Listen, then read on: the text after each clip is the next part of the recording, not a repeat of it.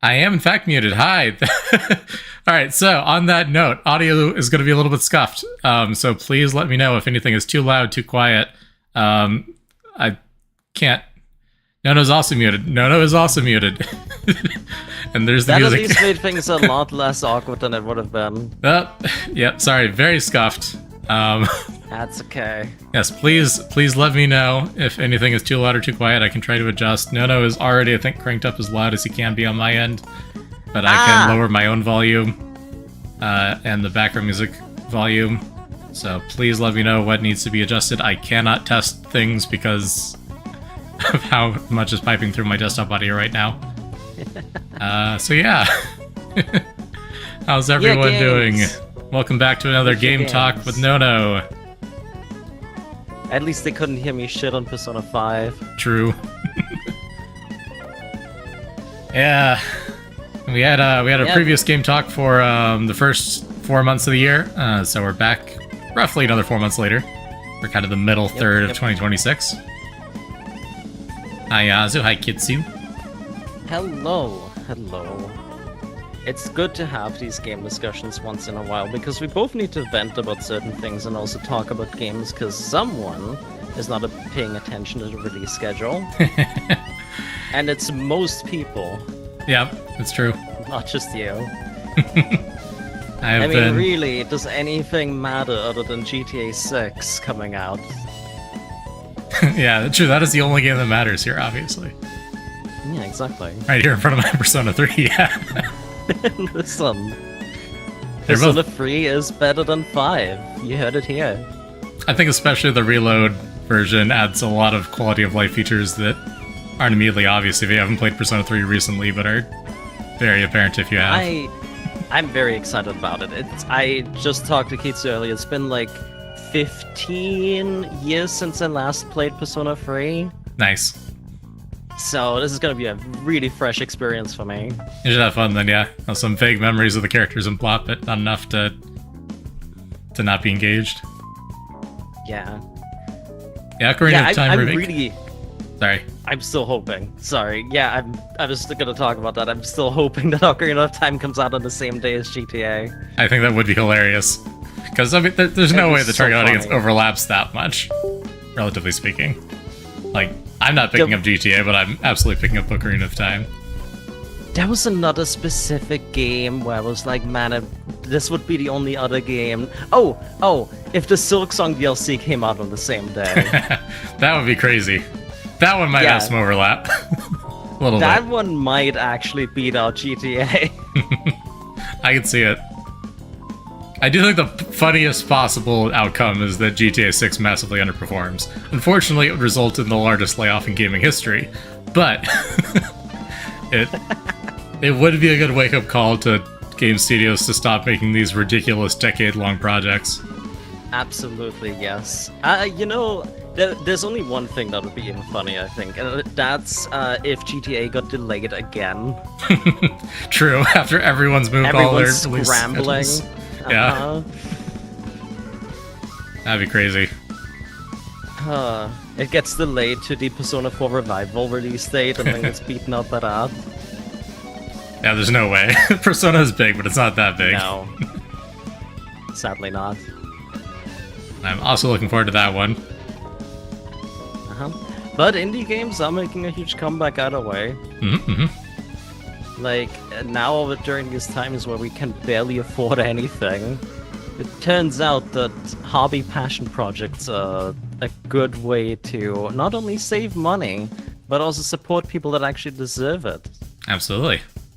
Yeah, I mean... Hi, Carrick, welcome in. Hi, Carrick, welcome. I absolutely want to talk about some of the specific layoffs in a little bit, but, I mean, absolutely. Oh God, yeah. There's just been a continual trend, I think, for the past decade and a half or so, even, that more and more gamers are moving away from traditional AAA franchises towards AA and indie games, primarily for the price point, but also just because of the variety of experiences. Yeah, like, the problem's also, these games cost a lot. And ultimately, the people actually making the game are never gonna see a cent of that. They've already been paid to make those games. Yeah. Now, I mean, the standard industry practice is the game does well, massive layoffs. The game does poorly, massive layoffs. Yep. Promised a bonus for good performance, too bad you're all laid off before it comes into effect. Just consistently, It is a travesty. they have thrown away all employee retention in favor of maximizing quarterly earnings, which is just modern capitalism in a nutshell, but it's very unfortunate. It's absolutely crazy to me, because you want that retention, right? Because that's gonna make the next games even more efficient when you have a team that already knows what it's doing together.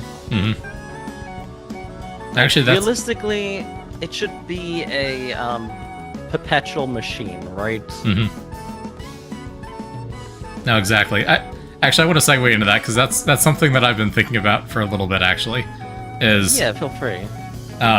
with AAA layoffs in particular, I think we are seeing a lot of, to put it bluntly, shitty games. And, like, not that the people who are making games aren't talented, but I think just from a mechanical standpoint, we're seeing a lot of games that are essentially being made by almost entirely junior developers with very little actual experience, because they're the cheapest to hire. And we're losing out on all of the kind of senior level talent that would normally be used to make sure that a game is staying on track and being made correctly. And it's resulting in games literally just not being made well. And it's not the developer's fault, because the companies themselves are not retaining their senior level talent. You know, like the junior programmers and game designers and level designers are doing the best they can, but they're not trained and they're not experienced. So you shouldn't expect them to do a good job compared to like a senior. It all leads back to terrible management. Yeah. Like, it's the higher-ups that are to blame, not the actual developers, because they're the ones making all the investment calls, and clearly... Well, the other problem is also that a lot of the money that the games earn don't flow back into the development process. A lot of it gets pocketed by the higher-ups. They don't go back into the games that they're making. Yeah, like, game developer salaries have not climbed hardly at all. Meanwhile, they're living in some of the highest cost of living cities in the US and even in Europe. So it's a cost of living keeps rising. Situation with filmmaking too. Yeah, absolutely. Almost every creative industry is going through this, but games and film still had more of a traditional structure that's now falling apart. Yeah. But, oh god, you know what upsets me the most about that? Is that when a game flops, like, especially games that are clearly just made because someone in upper management was like, hey, this is an idea we can capitalize on, let's do that, even though we have no fucking idea how to make that. And then, of course, it fucking flops, but do they get any repercussions? No, it's always the people just doing their job underneath. Yeah. Following orders, they get laid off. Yeah, no, we have all these news come out from like Xbox layoffs and Ubisoft layoffs about like these teams that have traditionally been making like high quality single player titles, and are just being handed, okay, you're now making a live service game. Like Arcane Austin just got shuttered recently, and they were working on previously they worked on Prey, and they worked on what was it, Deathloop. And now they're shuttered because they're like, okay, you guys have to be working on a live service shooter now. We don't know how to do that. Well, too bad. You're doing it. We're not hiring any experts to guide you or manage you through it. Figure it out. And that's not how you make successful games. That's how you make games that flop, because the developers just don't have the skill sets to do it, and you refuse to hire or train the skill sets that you would need. I don't know how we always end up with all these CEOs that have no idea about games in the first place. Like, they're running a business, but they're not running a games business. Yeah, no, absolutely. They're not interested in making games, and this is just a symptom of current Western capitalism in general, right? But like, the idea that they are not running a game studio to produce games. They are running an investment platform that promises higher returns than the average stock market investment. So innately, they are trying to gamble to spend as little money as possible to make as much money as possible, and that is their only focus. So whatever they have to do to make the game studios do that, they'll try to do, but the actual quality of the game never factors into the equation at all. That's not even on their radar. The Epic CEO said during an interview that he doesn't even play games. That doesn't surprise me at all. Tim Sweeney is... Yeah, that checks out. A jackass. Tim Sweeney is a fucking dick. Yeah. Sorry. Excuse my French. He is. But, God. No. I mean... He's a fucking weenie. I've been reading interviews from all of the Epic Games layoffs, and a lot of people like... Yeah, like Tim Sweeney personally is just like the biggest sleazeball I've ever met. God. And it's really unfortunate. Tim Sweeney, Bobby Kotick, there's so many fucking assholes up on the top. Mm-hmm. And they're not interested in game development. They're interested in turning a better profit than a more traditional investment. It's purely just a gamble for them. This is how we end up with things like High God. Mm-hmm. Mm-hmm. I do feel a little bad about High Guard. But... Yeah, like High God, Concord. Mm-hmm. None of that was the fault of the people that actually developed those games. Absolutely. A lot of nonsensical design decisions handed down from higher up, and the low-level employees had no say or interest in executing on it. So you end up with very uninspired stuff. I would have lived longer if I had the final announcement of the Game Awards. Yeah, probably, maybe. I don't know. Yes and no. Their expectations... It would never had as many eyes on it. Their sales expectations were just unreasonable, and that is an unfortunate thing to say. But just like from a pure business model standpoint, their whole pitch is that they are a Apex-style multiplayer shooter in 2026, which means if you want players playing it, you need to pull eyes away from Fortnite or Roblox or Call of Duty or any other shooter. So you have to be saying, not only are we a more interesting and better shooter than those other things, we have to market well enough to draw people away from those games. And their marketing plan was, hey, we're just going to say we're the Apex devs and people will show up. That was never going to work. There's no way you get enough concurrent player count to sustain that off of word of mouth, unfortunately, unless you go super viral, which they were not going to do.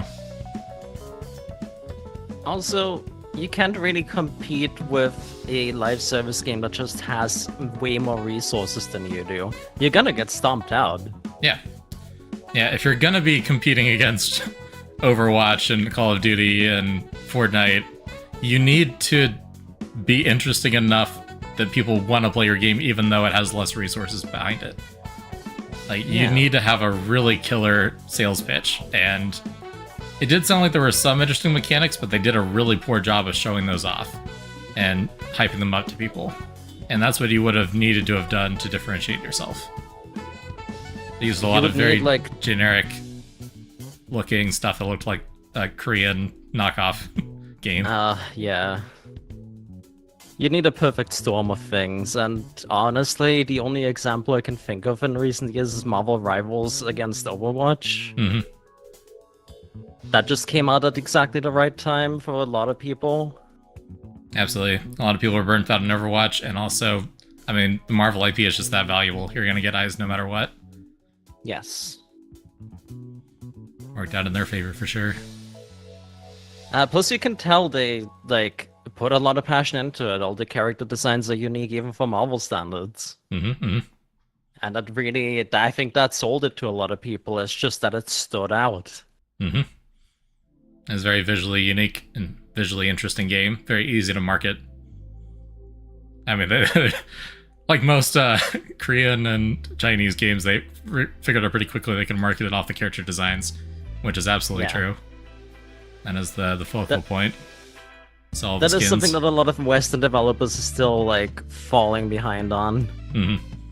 And a lot of it is because of just the Western studio design process, right?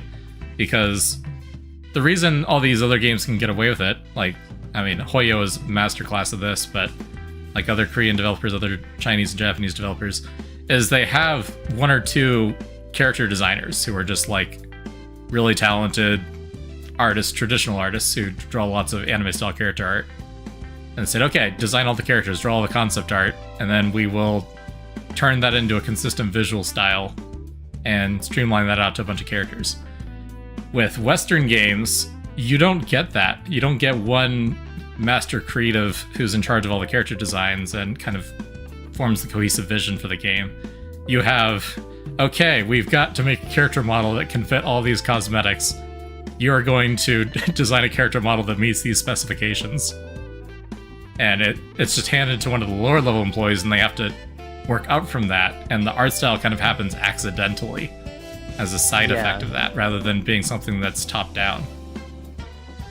It's just a creative directing issue, which is very pervasive, unfortunately. Yeah, unfortunately, it really does seem like creative directors are just not getting the, they're not being prioritized at all. Yeah. Yeah, it's something which sucks, because that's how you get something like, say, Pokemon that just has, a very, distinct, consistent design philosophy. Mm-hmm. You have to have someone who, makes sure that everything is coherent, that everything sticks together in the way that it should. Yeah. I mean, Pokemon has one company whose basically entire job is to design and market Pokemon designs, Creatures Incorporated. So you've got a small number of creatives who are running the entire visual design for the entire franchise. And it works. You can have all these other artists cranking out 3D models for the Pokemon because you have all this work up front to design everything and create all the concept art. And it's by the same couple of people, so you have a very consistent visual through line for it. Yeah, there's usually one head character designer, and then the rest are effectively assistants. Mm-hmm. And you will see positions like that in Western franchises. You'll see, this is the lead character artist on so-and-so Assassin's Creed or whatever. But so much of their ability to make the designs is going to be constrained by business concerns, and most of their actual day-to-day is going to be management, not creative work. Because there's also this pervasive idea in Western circles that if you're good creatively, we have to promote you to manager instead, without actually giving you time and resources to do the actual creative part. That upsets me. That's kind of what happened to Yoshi P with Final Fantasy XIV. Mm-hmm. I think he's left the board of directors by now because he just couldn't work on the game enough. Yep, that sounds about right. It's very pervasive with larger companies, unfortunately. You have a lot more flexibility with AA or smaller. Focus groups, that's another thing that's ruining creativity in Western games. Yeah, and films and everything else. Yep, everything has to be like a unified slop to appeal to the masses. No creativity allowed. Nothing weird that stands out. Otherwise, people might want more of it, right? We can't have that. And it's because they have to maximize profit. So the idea is you have to stretch as wide a net as possible to capture as many gamers as possible. You cannot make a niche game that appeals only to niche interests. Because if you're gonna do that, you might as well, if you want to maximize money, try to be Fortnite or Call of Duty. That is how you make the most money. Yeah, it's not even necessarily how you make the most consistent money. That. It's just how you make the most money in terms of sheer numbers. Is you spend a decade with hundreds of people on salary cranking out cosmetics for the most generic, boring, broadly appealing game possible. And then you can abandon it and move on to the next generation of gamers to exploit them. You know, indies with a much faster turnaround can make games that are actually interesting and unique. Like the ones we've been seeing on stream so far. Yeah, we don't want this. Who needs a niche dedicated audience that'll be loyal to you? That's quitter talk, right? Exactly. That's not how you make the bucks. And again, I want to reiterate, it is not the fault of the actual developers at any stage of this process. This is entirely a management issue. This is entirely the business model of Western game design is just not good. Not conducive to making good games.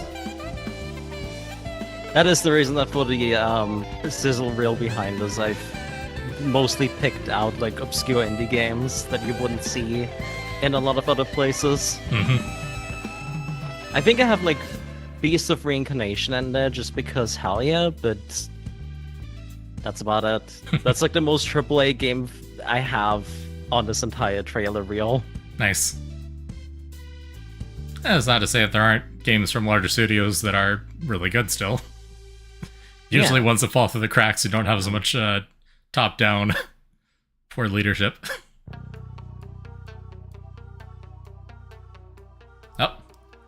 Oatmeal Cookie, thank you for the resub. 21 months. Much appreciated. Hey. Thanks for stopping by. We are talking about the game industry in 2026 today with my good friend Dono. Yeah, that's me. Hello, I'm Dono. I like games. I want to make games one day. Same. I want to be a creative director because I have ideas and it's just hard to implement them. It is. Game development is hard. It is. I have tremendous respect for all these people that are cranking out indie games after 2 or 3 years of development. That's a lot of work. Absolutely. That is something that always bugs me. As someone who does have some experience doing game development, even if I never actually shipped any like full games at this point, is like I have so much knowledge of like the actual back-end game development process, and I'm like, I could never blame the actual developers usually, because even the ones that don't do an amazing job are still putting in a ton of effort. Like, for all the flaws in Concord, for example, the people who made those character models still had to spend hundreds of hours making those. Like, that was still a lot of work, even if overall the result wasn't great. And it's very disappointing to see all that work get thrown away due to circumstances outside of their direct control. Yeah. I can only hope that anyone with real talent who gets laid off for reasons like that manages to kickstart their own project.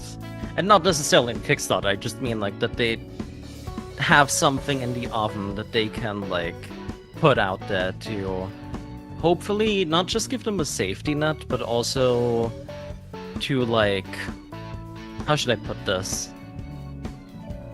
To get back into the game, really. Yeah, we'll see. I'm sure we'll see some mildly successful indie studios come out of all these layoffs, but a lot of those people are just going to end up working at McDonald's. And yeah. Unfortunately, there's just not really any way around that. I think I'll buy Avatar: The Last Airbender fighting game. I'm not really into fighting games, so I probably won't, but it does look fun. I've been seeing clips of it. Same. Whenever I look at fighting games, I'm like, wow, that looks cool. I'm gonna suck at this. Yeah. I'm not a very competitive person, so any kind of Yeah. head-to-head fighting game I'm not a big fan of, because it's like, either I win and the other person feels bad and that sucks, or I lose and I feel bad and it sucks. Plus, I've kind of reached a point for myself where I can't really do like multiplayer games in general. I kind of want just a game with a beginning and an end. Mm-hmm. I've been playing a game called Jump Space with my friends, actually. Jump See if I can Space. pull it up. I probably should have not had that on stream. Oh well. It's not the most amazing game ever, but it's a little indie game.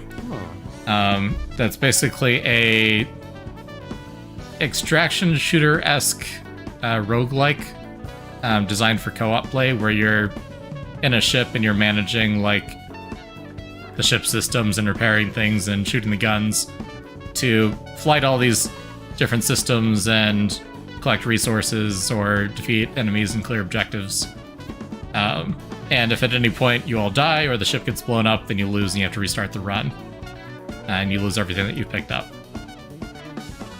So it's I like it because it's nice and simple. Very quick and easy gameplay loop. Like, usually we'll jump on and we'll play 1 or 2 rounds, which is like an hour. And we just do that once a week for an hour or 2, and that's it. Nice and bite-sized. That honestly sounds perfect for that kind of game, yeah. Yeah. It's similar vein to like Deep Rock Galactic or that sort of thing, but I like that this one has more of a meta progression to it, because the stuff you pick up can be used to upgrade your ship for future runs, but you can also potentially lose it if you have a really bad run, so there's always that risk and reward factor. And I'm just a big sucker for sci-fi dogfights and space battles, so Understandable. appeals to me personally, my interests. But definitely I've been leaning towards more of those kind of bite-sized co-op experiences. Like one of my other friends, we're trying to play through Split Fiction currently. And great game, but that is really hard to do in bite-sized chunks. Yeah. Because it is a very long, linear, narrative-driven game. It's like, we gotta set aside a whole evening and make plans and... That is in fact something I wanted to talk about, is the surplus of long narrative cinematic action adventures. I feel like people have kind of lost the plot. I'm talking specifically in the AAA space. I feel like they've lost the meaning of a gameplay loop. Mm-hmm. And now it's just, here's like 10 minutes of movie, then you get to play a little bit with the like super snappy high-tech gameplay that we created, and then you have to watch another movie, and then you do the same thing again, and it's just rinse and repeat. Mm-hmm. Feels very much like other than... Sorry, go ahead. Yeah. No, go ahead, please. So it feels very much like a return to that kind of that early 2000, like 2006, 2008 era of, oh, we can do animated cutscenes. Now everything is an animated cutscene. Yeah. Because then they have to work on the game less. Mm-hmm. Uh-huh. And you can outsource all the animations to a different studio, so you can have 2 studios working on it. One to do the animations and one to make the actual game. Pre-render all the cutscenes. As someone who really likes action adventures, it's really disheartening for me when anytime there is like a big new one coming up, I play it for a bit and I'm like, yeah, okay, but where's the adventure? Where's the gameplay? Like, I'm getting a lot of action, I'm getting a lot of cinematics. So the game that's currently on screen, actually, Bell's Fanfare, is what I'm extremely looking forward to because of that. Because it is specifically very Majora's Mask, Link to the Past inspired. Mm-hmm. Nice. And that's the kind of action adventure that I'm looking for. Is just give me a character, put them in a world, let me have an adventure. Mm-hmm. And experience the story that way. Show, don't tell, right? Absolutely. I do think there has been this kind of ongoing mechanic in sort of action-adventure games, your Zelda-likes and that sort of thing, where the game is ultimately linear. You do have to go through dungeons in a particular order and do quest steps in a particular order. But they don't feel as linear because you can go anywhere and do anything, and there's lots of little side activities to do. They Right? hide it very well, yeah. Yeah. Like, progression is linear, but they don't make it feel that way. Modern games don't have the budget to spend on side content anymore. So they end up feeling exceedingly on rails because they can't afford to let you stray off the path because that means they have to make the path, the side paths, and that takes development effort. It's either on rails or they make it like so open that there's not a lot of substance to be found in there. True. Yeah, they make the area huge, but they don't actually have time to put content in it. Yeah, exactly. And I do like that, what do we call it for Metroidvanias, like guided non-linearity? Mm-hmm. You have a linear structure, but it's hidden so well that you don't really notice. That is why we love Metroidvanias. That is what makes the structure work as well as it does. Mm-hmm. At the end of the day, like even like old school era JRPGs, like your Final Fantasies, your Dragon Quests, your Bravely Defaults, your whatever. Like, those very much work on a linear structure, even though you do have a world map to explore. Mhm. It's limited by factors like, oh, you need a boat for this, or you need an airship for this. Yeah, exactly. So you gotta progress the game in a way first where you unlock these accessibility features, and then you get to explore, but only to what the game wants you to explore. And the exploration gates ideally feel very natural, too. Like, Yes. oh, I can double jump now, so I can reach all these higher ledges. Versus, okay, I got the red key, now I can open red doors. And later I'm gonna get the green key and I can open green doors. Yeah. Like that, as simple as it is, it's satisfying. Mm-hmm. Same with the like horror game design of like Resident Evil and Silent Hill, where you do have the Metroidvania-like structure. Mm-hmm. Quite a lot, in fact. I recently played Look Outside, and it was there. It Yeah, was all right there. they make it feel like you can go anywhere, and then actually, there aren't that many places you can go, but it feels like you can go anywhere. Yeah. And as you get access to things, it feels very intuitive and natural. There's nothing more like I don't feel more betrayed when a game just lets me go to something that's clearly like open and then it stops me and is like, hey, you can't go there yet, head back. Mm-hmm. Without there actually being a physical barrier. Pokemon Legends CA is a great example. When you start the game and you're like guided around by your rival character, Mhm. and there's like no visible indication of where you can and can't go yet. But they'll stop You're you meant to anyway if you just go anywhere off follow. the path. Yeah, exactly. Very And it's infuriating. infuriating. That's just bad map design. Mm-hmm. Whereas Bad, if they, bad scenario design. mm-hmm. Whereas like if they made it something more like Breath of the Wild, for example, where yeah, okay, you're stuck on the plateau, you can't jump down it, but it's not like invisible walls. It is a very clear, oh, here's a boundary. I can't go there yet, but I will be able to. Yeah. I just need to find the right tool to be able to do it first. It get me excited about the barrier. Yeah. Not frustrated because you didn't see it and you didn't realize it was going to be there and then suddenly it is. And Yeah. it just feels arbitrary. Yeah. Oh, can I rant about another thing related to that? Go ahead. Since I just played it. Persona 5. When you're in a palace and you want to go check something out, but then the characters are like, wait, we need to check this other thing out first, and then you can go get that. Mm-hmm. I do remember that happening a few times for me, yeah. Yeah. Frustrating. It's just frustrating. Mm-hmm. It feels like that's what makes it apparent that the game is holding your hand, right? The linearity is not obfuscated. It's made even more obvious. Exactly. You gotta obfuscate it. Linearity can be there, but you have to obfuscate it or else it just feels bad. Yeah. In fact, I think truly open games with no linearity also kind of can be rough. Yeah, because then it almost, I don't want to say it feels lazy, but it feels like cobbled together, if that Mhm. makes sense.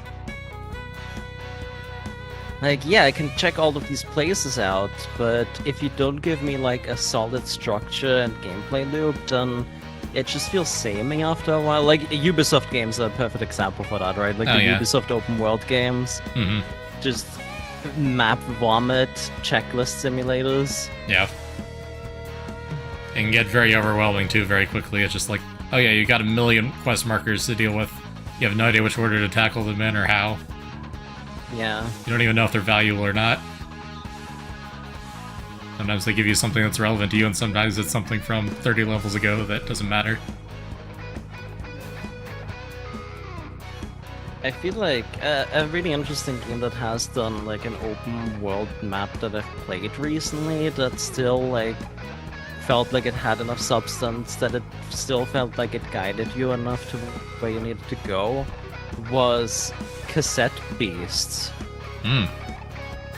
It was very much like a design similar to like the Pokemon Scarlet and Violet games, where you have your world objectives that you need to get to eventually, but the game doesn't really make it clear like what you're supposed to go to first. You're meant to just explore and grab the objectives and then finish the game once you have all of them done, right? Hmm. And I think that is a good structure for an open world game, because then you can still like make some areas more difficult than the others and feel like you're progressing naturally through them. Yeah, makes Just sense. through the magic game component of distance. Like, oh, that's really far from here. I don't want to go there yet. And yeah, the enemies there would probably be too strong anyways. Hmm. But hey, if you want to take the journey, you can. Makes sense. Yeah. That's a good balance to strike. It's obvious what the correct path is, but they don't prevent you from going to the other paths. Yes. Exactly, yeah. And I think that is something that more open world games need to look at. Hmm. And I think once you settle on a structure like that, you can decide like, okay, do I want this to be open? Do I want this to be linear? I feel like then you build the narrative and the structure around it. Yeah. Absolutely. And then you can make it make sense. Hmm. Instead of kind of haphazardly shoveling a linear story into a non-linear game. Exactly, yeah, and that's unfortunately what is happening. Hmm. Like, oh, we have this movie script, let's make an open world game around it. It doesn't work like that. Hmm. You have 24 hours to save the world. Okay, now go do 100 side quests. It's one of my favorite tropes. Yeah. I was actually quite excited when I heard that the new Wolverine game by Insomniac was not going to be open world, that it was fairly linear. I was like, thank God. That's what these games should be like. If you want a linear narrative, then yeah, make a linear game. It seems like that worked out really well for the new James Bond game as well, and the Indiana Jones game. Yeah, those, Like when those you have both did something pretty well. licensed like that, yeah. Nice You have your traditional linear open action game. zones, but it's not open world. Yeah, exactly. You can still take some of the learnings from open world without making a open world first design. Yeah. Also, the magic thing you can do with linearity, and even with non-linearity, give us more dungeons. I don't know why modern game designers are so allergic to dungeons. I think this circles back to we literally don't know how to design them cheaply anymore. I guess so. Also, again, focus groups, right? Like, they can't rely on everyone being able to, like, solve the dungeon, so they have to, like, again, make, like, a cookie-cutter thing that people can easily solve. Like, the fucking... I mean, that's how we ended up with, like, NPCs giving us the puzzle solutions before we even get to try the puzzle. Yep, because some playtester at some point got stuck on it for a while. Yeah.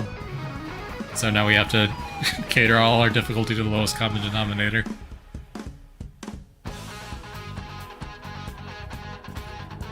Which games that are coming out for Switch would you recommend? Switch 1 or Switch 2? There's not as many games coming out for the Switch 1 at this point, but...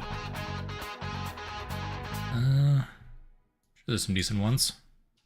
Hold on, let me pull up my list, and I'm sure I'll find, like, a gem that I would personally look into. Specifically, upcoming. Oh, and yeah, people scream about games whether they're linear or open world. It's again the Goomba fallacy, right? Yeah. That's why I want game designers to just. But again, that's not possible when you have people at the top like screaming at them what they should make. I want game designers to make the games that they want to make. Just completely antithetical to AAA as an industry. Yeah, that's why I am very happy to just move on to indie games almost entirely. Or Japanese games, because that's where you still have the like auteur game designers who really just want to make the games they want to make. Like, again, they usually bigger ones like Hideo Kojima, Hideki Kamiya, whatever Resident Evil man is called. Shinji Mikami. There we go. Evil Within, technically now. But still, like, when I think of, like, oh, this guy really just wanted to make the game he wanted to make, not because it's, like, an idea that sells well currently, I think of people like Shinji Mikami. Makes sense. Yeah. Upcoming games for Switch. So remember Silent Hill F telling you probably need to take notes and do research to the Lost in the Fog puzzles, and you never ended up needing to do anything like that? Yeah, for Yeah. simple puzzle games. Yeah. It was honestly... It was encouraging, like games that actually like are proud of giving you hard to solve puzzles. I want to see more of that. That's why we fell in love with Outer Wilds as well. Chants of Sinnoh, like puzzle games that really like just want you to discover things. Yeah. And learn. And unfortunately, it seems like most AAA games, when they have puzzles, they don't want us to learn things anymore. They want us to just click buttons and feel good about it. It's the mobile game philosophy. Yeah. And you're catering to people who don't do puzzle games, so you can't have puzzles that actually require puzzle game skills. Which is unfortunate, because that holds the design back a lot, but that's how they're designed. And back in the day, you didn't have the resources for these kinds of focus groups, so like all these retro games in like the early 2000s were like, oh yeah, there's just some puzzles, and the only way you're gonna figure it out is by looking it up online. But the internet didn't exist back then, so you would just get stuck on it forever and never finish the game.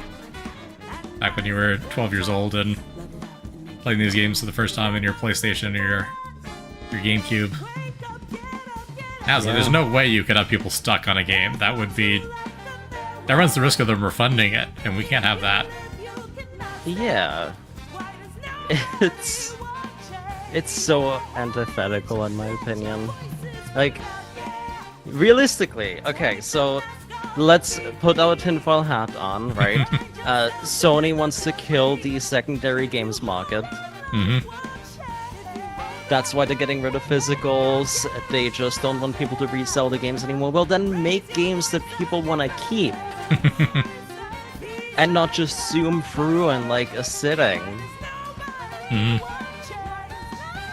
Well, I have a take on that. That is probably a little contrary to most gamers' opinions. Okay. But I'm biased because I exclusively buy digital to begin with, pretty much. Yeah, same. I have the resources, I don't have to worry about it. And I don't have enough hours to play all the games that I have to begin with anyway. But it legitimately does cost a lot more money in today's day and age to produce a disc than it used to. Just because so much of society has moved on from discs that there's no longer as many economies of scale benefiting it. So the cost to produce a physical disc is going up. And they have to keep using more and more sophisticated disc techniques to fit a game onto it. Like, even a Blu-ray disc, you can only fit a couple hundred gigabytes on it with the most common Blu-ray format. And they keep releasing games that are like a quarter of a terabyte. So, shipping it on disc and loading it off of a disc. Discs are also very slow for load times. It's just...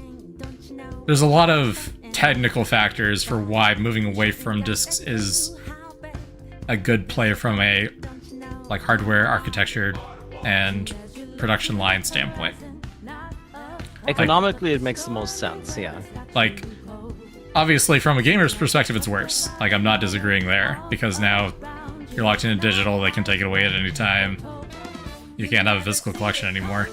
But from a production standpoint, this was always, I think, going to be the inevitable result. And I think all of the publishers have been pushing for this for a while. Sony was just the first one to bite the bullet and take the negative PR for it. Unfortunately, yeah. Like, you'll own nothing and you'll be happy. Yeah. Like, I'm not saying they're not evil, I just... No. think this was it's purely based on, like, money. Yeah. This is a technical decision, not purely a fuck the consumer decision. Yeah. It's a self-made problem. Mm-hmm. Through and through at the end of the day. Like, I agree with Yahoo and Carrick, like, maybe if games were smaller we wouldn't have this issue. If we could still use cheaper cartridges. Yeah. I mean, overall. Nintendo's probably not getting rid of physical cartridges, I don't think. Even with no. They're doing more things that are moving away from it, but it's also such an iconic part of their whole thing at this point. And they also market a lot towards mobile gamers who may not have perpetual Wi-Fi access for their Switches. Yeah. So I think Nintendo should be safe for a while longer, but it is significantly more expensive to make a cartridge than even a disc, and a disc is already more expensive than they would like to be spending.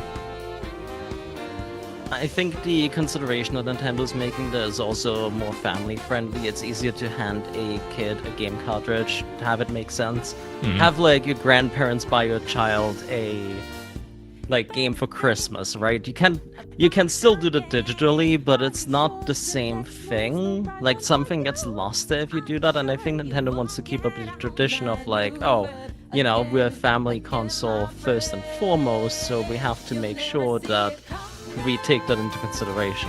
Mm-hmm. Definitely. It's the good reason not to get rid of physical boxes for them, at least, is... Yeah, I do think... buy a game, hand it to your kid, and you're good. Is very convenient.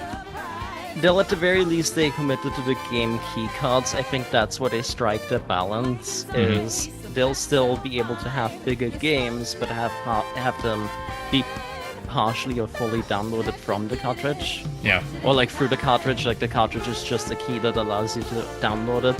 Mm-hmm. That's probably going to be the balancing factor, because it is way cheaper to give you a very, very small cartridge that just has enough memory to hold the start of the download and a key card, or a key for the online download, and then just ship the bytes to you over the internet. The internet is way cheaper than physical memory storage.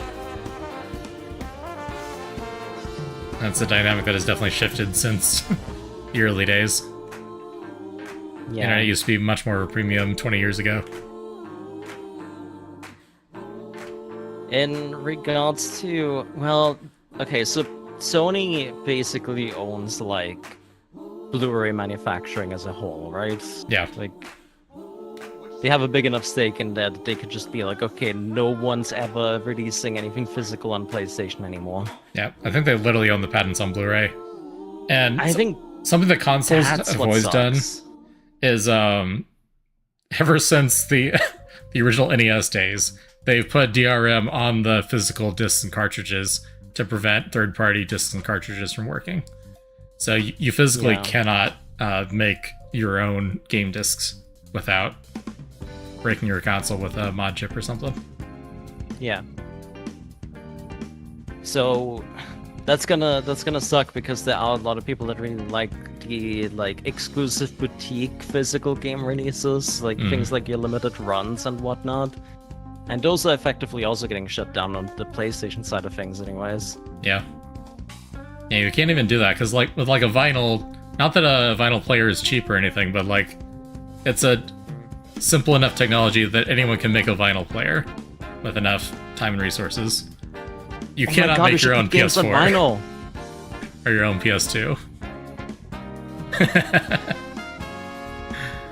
That'd be terrible. Do that? Can we put a game on vinyl? Technically, but you can't hold very much data on there. Maybe like an arcade game, and it would run Like absolute shit. Finals are not designed for rapid data reads. They're very Space slow data Wars. reads. Can a final run Doom? Probably not. You know? A fraction of it, maybe. You play the soundtrack from Doom on a vinyl, probably. 84 records to install Doom, there that you is go. probably already a thing. True.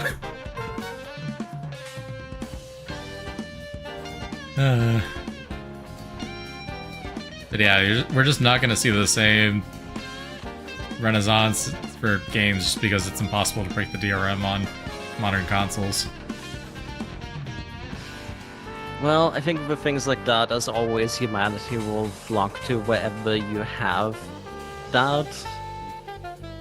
Like, even if someone... I would not be surprised if someone at some point made some kind of Android-based console that you can get and just download whatever games you want on them. Oh, wait. There have been quite a few people doing that, actually. Ooh, yeah? Yeah, I mean, I see them all the time. The problem is, of course, everyone wants to play actual licensed games on there, and unless you have the permission of the license holder, that is illegal. And all these game companies are smart and want to make money, so they don't agree to do that. But there are a lot of retro game consoles you can buy online that will play ROMs from pretty much any generation for you. And even some that support actual cartridges. Like there's I've been watching a couple videos recently. I've been getting into N64 homebrew. This is kind of a hobby. And there's several basically full-on hardware remakes of the N64 that you can play official N64 cartridges on, and they run at full performance, which is pretty cool. We're definitely gonna see more and more of those as time goes on. I feel like the more physical media we lose, the more we'll get projects like that are trying to like give people some sort of outlet for physical. Mm-hmm. Yeah, but unfortunately it's all digital based. It's always using a digital backup of the ROM rather than actually reading the cartridge, because the actual hardware is too difficult to replicate one-to-one. Yes. See Reggie Sega, praise one make on a Twitter console videos. again. Yeah. Sega making a console. It would be a cash grab if they did one. It would not Absolutely, be good. yeah. Actually, I don't think consoles will be a thing for much longer still. That's still my take. Do you think... Okay, so with all the public backlash that Sony has been getting, though, for, like, abolishing physical games, do you think some of the other companies are gonna try to capitalize on that and be like, yeah, we're the ones with the physical games, come to us? No. Or do you think they'll not care? I think Nintendo is the only one that's gonna stick with physical media, and they're still gonna move to a hybrid model for it. Yeah. I mean, I think Xbox wants out of the console wars yesterday. I don't think Xbox has any interest in continuing to make Xboxes. Oh no, they want to get out of that as quickly as possible. I don't even know that they care about the Xbox Games division at all anymore. Not particularly. They've effectively committed suicide on that front. Mm-hmm.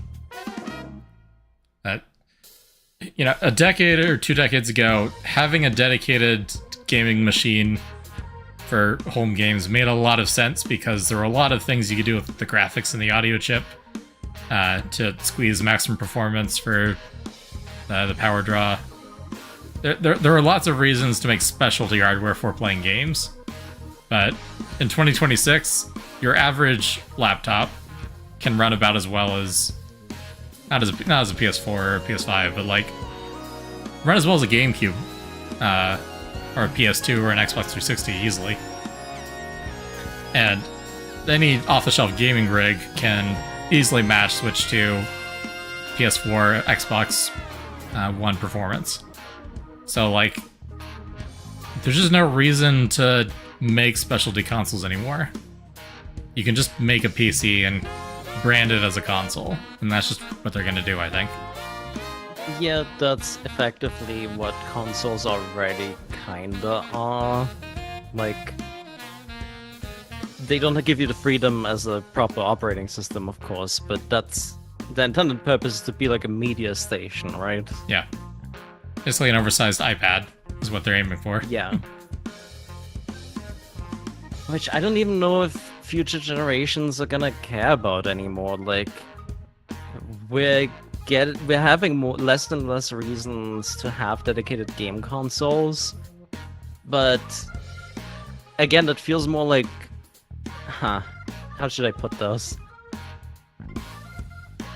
It's not that they've become obsolete. I don't want to say that, because ultimately there's still going to be people that are looking at a PC, that are looking at a console, and they're like, oh, the console is like half the price of a PC, and I do already have a work PC that I don't necessarily need for gaming, so let's just have that and a console, right? Like, I think that's what a lot of people are in, like, the casual market. That assumes that the Especially console's younger at the price people. of a PC, and that is not going to be the case. Yeah. Actually, I mean, So, I'm pretty sure just... PS4 and PS5 and Xbox prices are roughly equivalent to, like, the equivalent gaming PC, maybe a little bit cheaper. Definitely still a little bit cheap, but like when you look at the Steam machine and what that one ended up costing. Well, that doesn't count because that's because of the current RAM market. Yeah, but I do kind of take this into account because I don't know how the market's developing. I don't know if it's gonna get better or worse. Much worse. So I kind of Much just worse. have to take what we currently have. We're nowhere near the peak. And if anything, that's going to kill off consoles because the reason PlayStation and Xbox haven't had to raise their console prices so much is because they already have a massive backlog of stock at most retailers. Yeah. And their sales volume is low enough they're not going to run out of stock quite yet.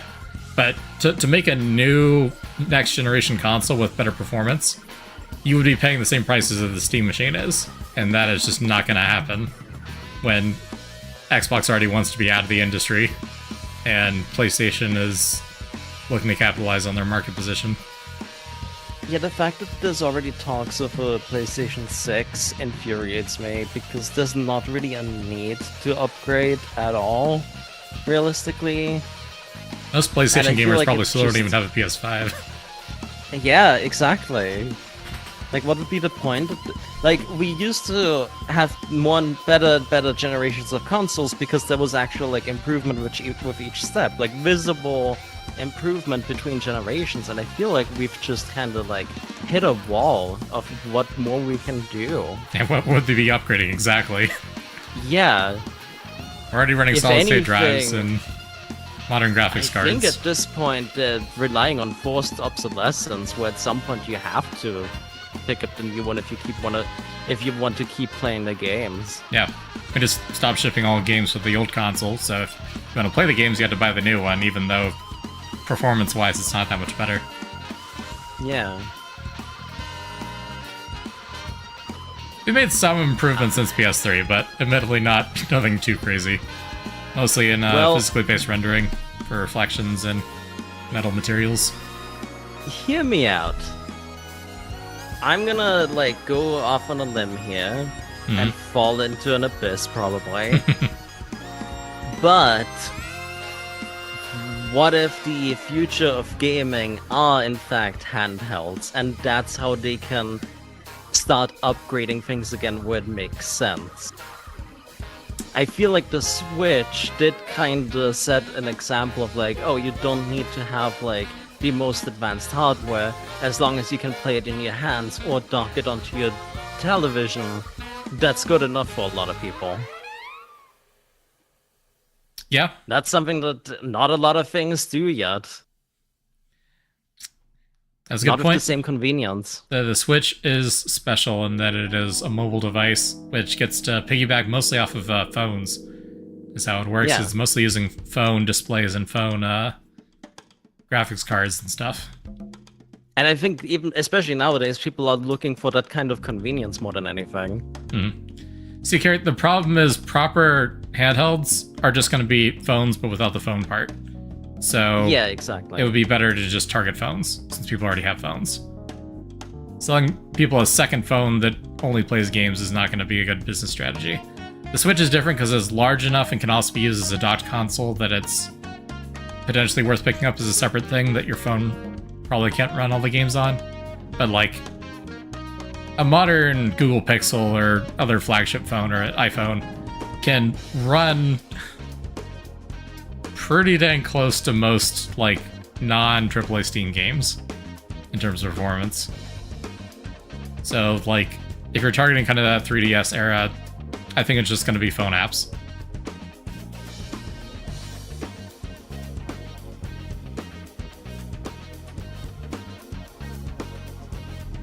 I do think... I also hate phone gaming. I'm just saying from a business standpoint. Yeah, oh yeah, yeah. Like, this is purely from a business standpoint, of course. I hate touchscreens. Someone leaked a patent the other day, the next PlayStation controller potentially being entirely touchpad-based. And I hate that so much. I hate touchpad controls. I hate the lack of feedback. I hate how sweaty and sticky my hands get on them. Like, just, it's the worst. I feel like that would end up killing the entire legacy right then and there if they do that. Yeah. Well, I guess we'll see. They're already in the mood to ruin the reputation anyway. I do think that if PlayStation wants to do the smart thing, if they want to move away from physical, and I'm assuming that means that when the PlayStation 6 does come out, there's gonna be no option for like any sort of physical medium. 100%. They should also make a hybrid console out of it. Like, if they really wanted to sell, I feel like that's what they would have to do to have people give a shit about them again. Mm-hmm. Like, that's the only way that I could see them, like, actually having an upgrade to the PS5 is to give people an option to play it, like, portably. We'll see. I don't know. I think that would be cool. I don't think it's likely, but it would be cool. It would be the only thing that would make sense to me, is that they just follow in Nintendo's footsteps and are like, you know what? Yeah, let's not care so much about graphical fidelity. Let's care about the fact that people can play games well. I think probably what they'll end up doing is they'll capitalize on the fact that because the Switch is mobile, there's certain graphical things it can't do. Like, most of like the big like Marvel headliner games would not run on Switch to good performance. Yeah. So I think PlayStation will be the console for the most graphically intensive AAA titles, and then any titles they can get exclusive rights to. And then the Switch 2 will be for everything else that isn't mobile gaming. I guess it's also going to depend on how much PlayStation is still going to care about games at the end of the day. True. There's the fact that AAA gaming is continuing to die no matter what, and that's where most of their investment is. So they may ultimately just decide not to make another PlayStation and just write off of the PS5 forever. It does ultimately come back to the long development cycles that are killing it. Because how many games have we really got on the PS5 that were like exclusive? Not that many. That would make sense. They've had a lot of studios working on it 24/7, 7 days a week, and not a lot of games to show for it because games just take that fucking long to make now. Yeah. Which is insane. There used to be game franchises that had annual releases. Isn't that crazy to think about? That is honestly insane. Now we've had entire like Gen Alpha gamers who have never seen a game released in some popular series in their lifetime, in their entire lifetimes. I mean, how long do we have to wait between Persona games? Yeah. And that's a bad example. That's not even AAA. Mm-hmm. Yeah, like Persona 5 came out when I was in either when I was in college or shortly after I graduated college, and now maybe Persona 6 is coming out soonish, and I've been working in the industry for nearly a decade. Yeah. It's insane. Persona 3 and Persona 4 came out like a year apart from each other, by the way. Mm-hmm. Insane. Ocarina of Time and Majora's Mask, again, and like a year apart. Mm-hmm. Pokemon Blue and Red and Gold and Silver. Like, I miss reused assets so much. Mm-hmm. Not just reused assets, but reused development teams. Yeah. Can we keep those, please? No, we have to fire everyone as soon as they release a game and hire an entirely new set of graduate students with no experience.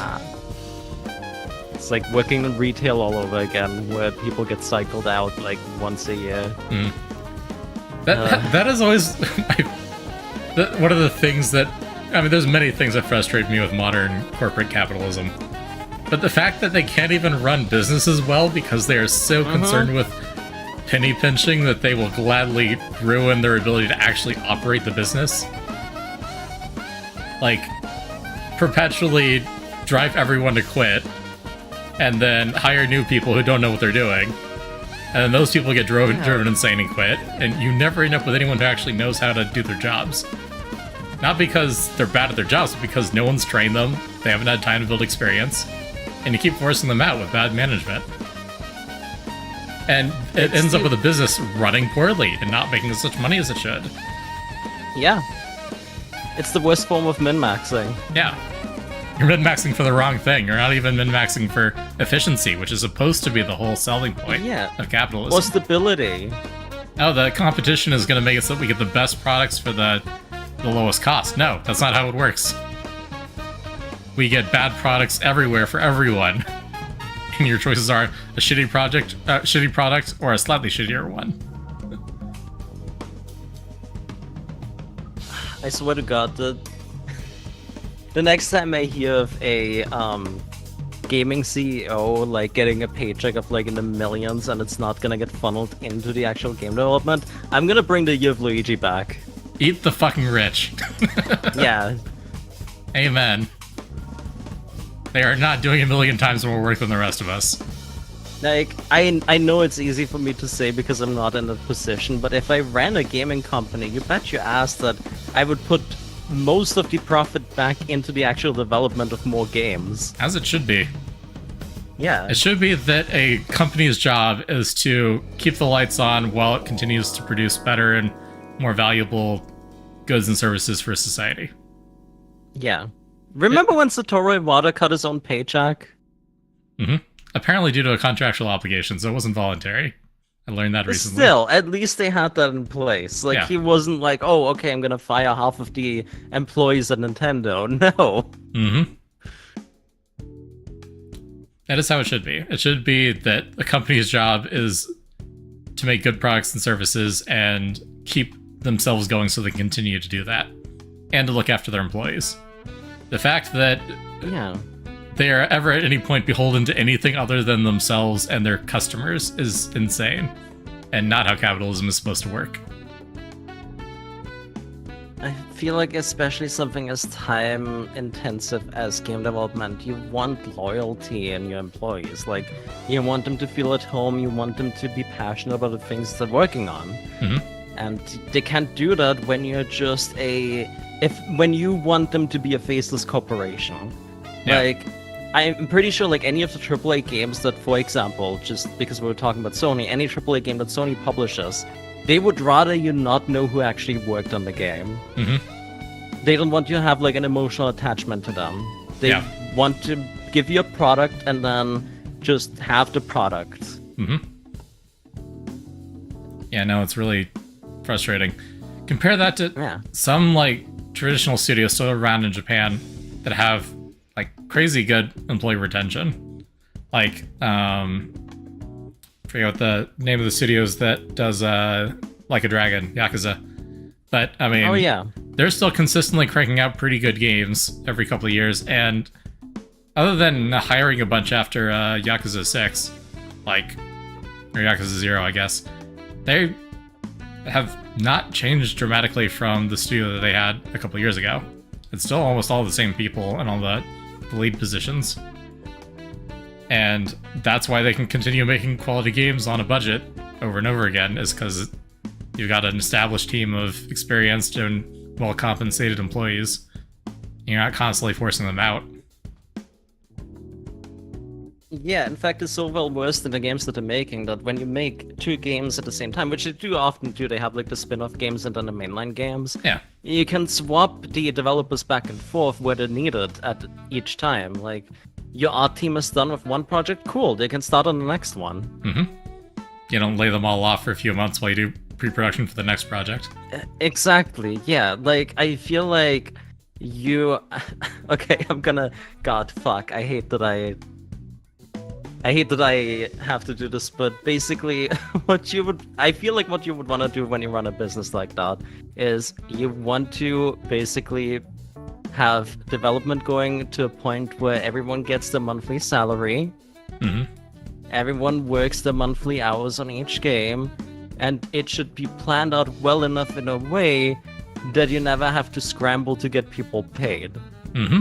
Like, each project should pay for the next one, but to a point where you don't really have to think about, like, oh, but do we have the budget for that? Like, no, you just work on it, and I don't know. I come from a very different, like, angle because I work in a branch that is very much just, like, based on you do monthly projects. So, like, nothing ever really changes. Occasionally you drop one project, you get a new one, depending on like who our clients are. But basically, we never have to think about like, oh, do we have the budget? We have to think about, oh, do we have the man hours for that? But the budget's always there because it's always like just not being funneled into the CEO's paycheck. Yep. It is a resource to be used when necessary. And hiring lots of temporary contract work to then let go of and hire again next quarter. Yeah. Yep. I hope I got across what I mean by all of that. Absolutely, I agree.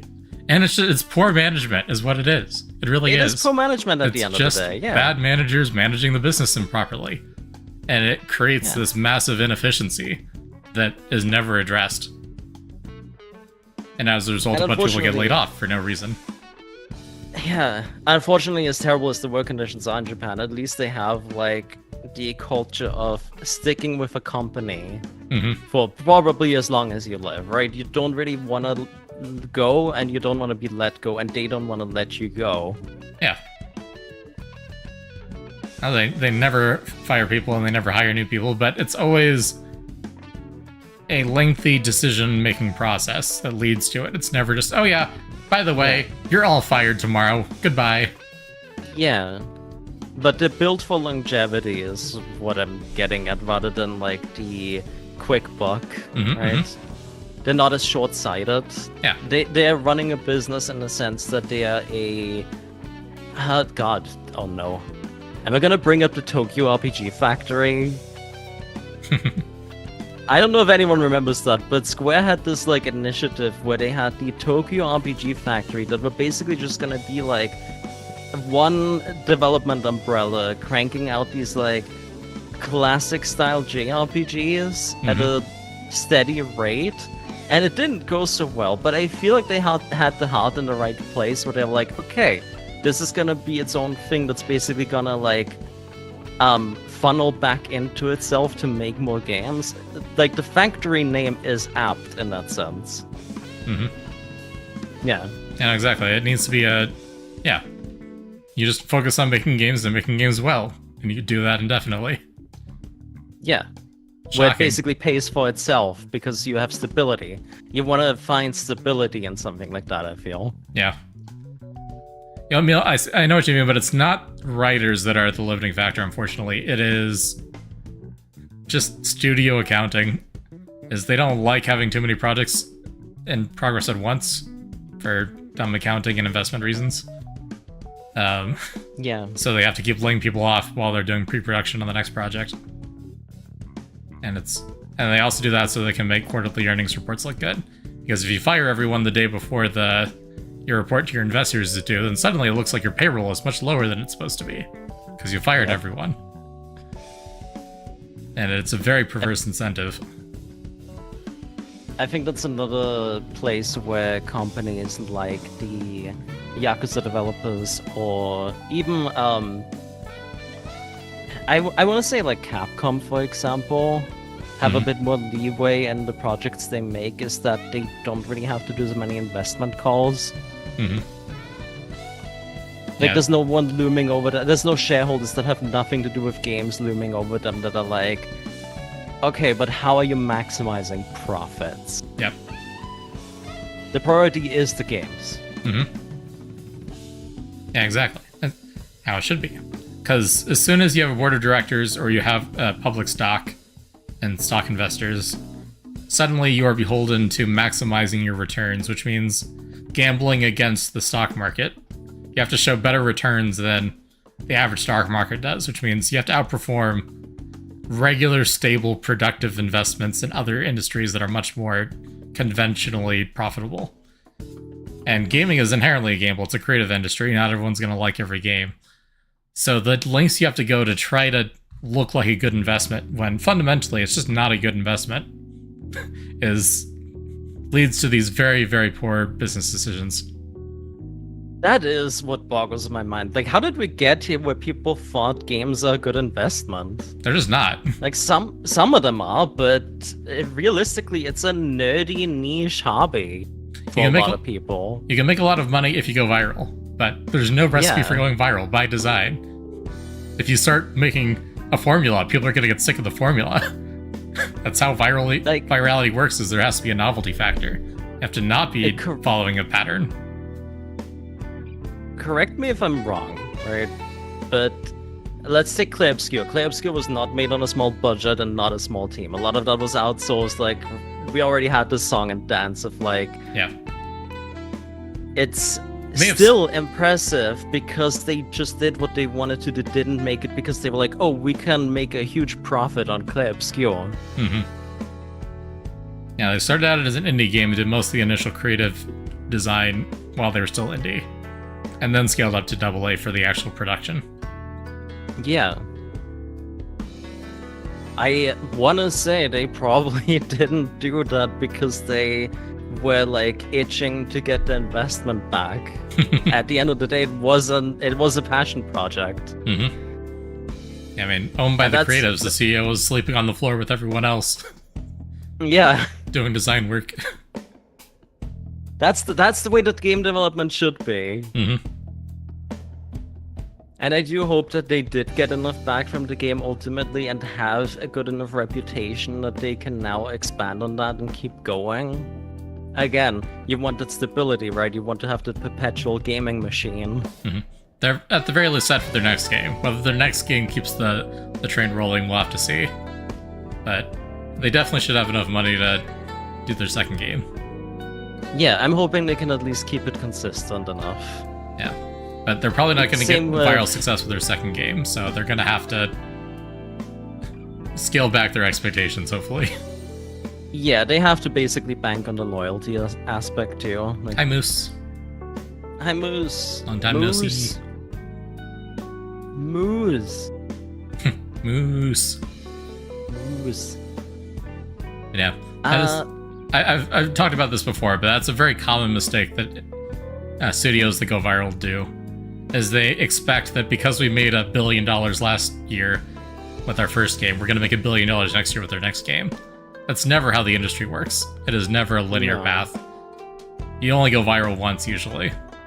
You're going to see a very stable, loyal fan base, hopefully, from that first game, but you're not going to see the same numbers as the first game. Yeah. My recommendation would still be to just, like, stick to what you're good at and make the game you want to make. I mean, it worked for Team Cherry. Yeah. That's because they didn't scale up after Hollow Knight. Yeah, still it's what made Silksong take so long, but it was worth it. Single-digit number of developers. So they kept their development costs from skyrocketing and didn't expect Silksong to sell more copies. Hey, Rillen, welcome in. Hey, hi, Rillen. Hello. Team Cherry did also go through a lot of backlash. Everyone was like, oh, when Silksong? This is taking forever. Yeah. Because it was still 3 fucking guys working on it. They didn't scale up to a team of 50 people that'll have to be fed and clothed every day. And honestly, hot take, online feedback means shit. Gamers are terrible. There will always be backlash no matter what you do, so you might as well just do the thing you want to do. Stay off social media, make what you want to make. If it resonates with people, they'll also play it. And I was one of the people that shit talked them, like, oh, they're not gonna be able to like live up to the hype that Hollow Knight created if they're taking too long. But I was proven wrong. And I'm happy that I was proven wrong. Yeah, I was impressed with how much content there was and how well received it was, with how small of a team it is.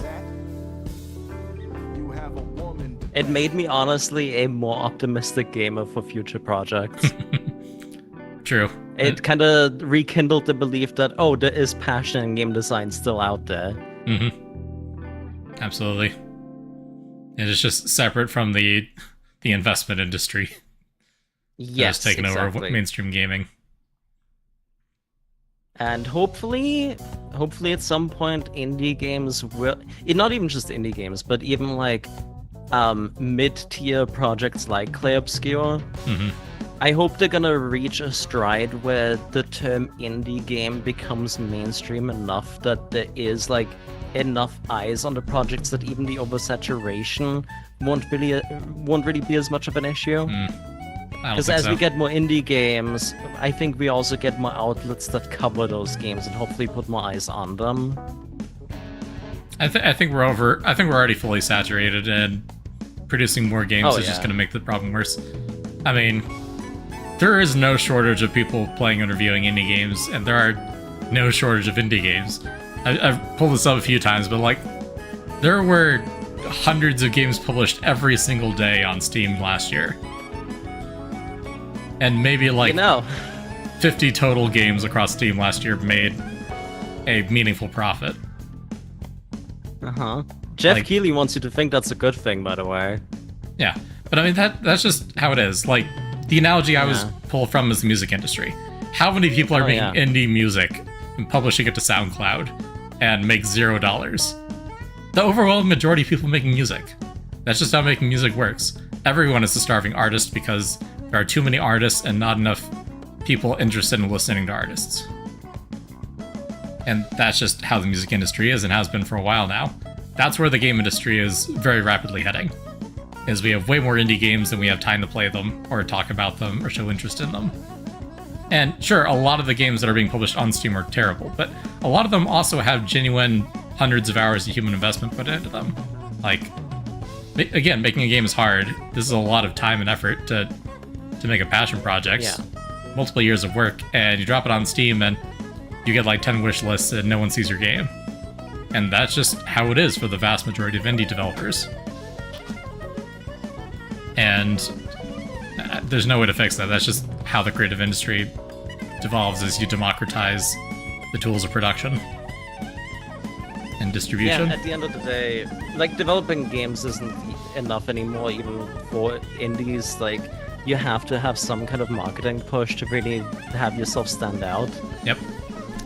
You have to market, and to get really successful, you have to go viral. And those are very difficult things, and not things you can do consistently and reliably.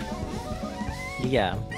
Again, it leads back to my opinion, like, if you make a game, you should just make what you think works best for you, and I don't know, like, you should, and no one should ever make an indie game in particular hoping for profits. Mm-hmm. I don't think that's a very healthy way to make games unless you are... I mean, even for a AAA gaming company, we just established it's not a healthy way to do things. No one is making enough to sustain themselves indefinitely off of gaming. That's basically the takeaway. Yeah. I very much wish it were otherwise. I would love to be able to tell people, yes, get into gaming, it's a great hobby that also pays a decent amount. It does not. It never will, at the rate we're going. It really does not. So, like, if you're not passionate about it, like, find out what else you're passionate for. Yeah. Have a day job or live off the savings and expect to never see those savings returned. Like, odds are you will not make money. And AAAs are very rapidly approaching the same position, unfortunately. That did remind me of a point that I forgot that I wanted to circle back to. With why don't AAA studios just start making smaller games? Is because then they're directly competing with indies. And they can't compete with someone who's making a game for free out of their bedroom in terms of resource costs. AAA studios actually pay their employees, and indie does not. So it just becomes way more expensive for these companies to produce indie games than actual indie devs do. So if they're competing at an indie level, they're not going to be able to do it financially worthwhile. Which is very interesting. Yeah. Want to make more money than a game dev on average? Work at McDonald's. Unironically. Or become an artist. Yeah, there's definitely more stable jobs out there. They might suck, you might not be like as enthusiastic about them, but they do pay the bills. Yeah, you're gonna have to find a way to pay the bills. Because not even AAA studios are managing to pay their bills. Yeah, unfortunately though, like I said, a lot of that goes in the wrong pockets. That's mostly why. Yeah. I would have said go become a programmer, but that's also imploded, so don't do that either. Yeah. I don't think there's any sectors that currently have a surplus of well-paying, stable jobs. If I were to make a recommendation to future game developers, it really would be, again, to find out what works for you personally. Absolutely. There's no, like, surefire way to do things. Nope. There is no formula. There is no formula for success. If there were, everyone would be doing it. Yeah. So clearly there isn't. But unfortunately, just like with AAA, people see successes like Hollow Knight and they think like, oh, I can do that. But no, you can't. Like, it's No, you can't. sheer luck. Team Cherry, honestly, I believed couldn't either. And they did the second time somehow, but I think that is less likely than not. Yeah. I've seen the original like Reddit post of someone being like, hey, one of my friends is working on this indie Metroidvania game. Have a look. And people were shit-talking it in the comments. And that was Hollow Knight. Yeah, sounds about right. That is the average experience for an indie developer, honestly. Yeah. No, no one needs People another wouldn't know oversaturated indie side platformer Metroidvania. To quote my favorite game of the year, people don't know what they want. So just make whatever it is that you want to make. Exactly. And then the people that like it will find it. hopefully. Hopefully. Marketing is also Again, a thing. optimistic. Yeah. Yeah. Yeah. It sucks, but that's how it is. Yeah. Film is also rapidly approaching this. It is now so easy to make a fan film and even add special effects that, like, the only way to compete is at the Marvel level, and that is quickly drying up as people find other entertainment on YouTube or other services.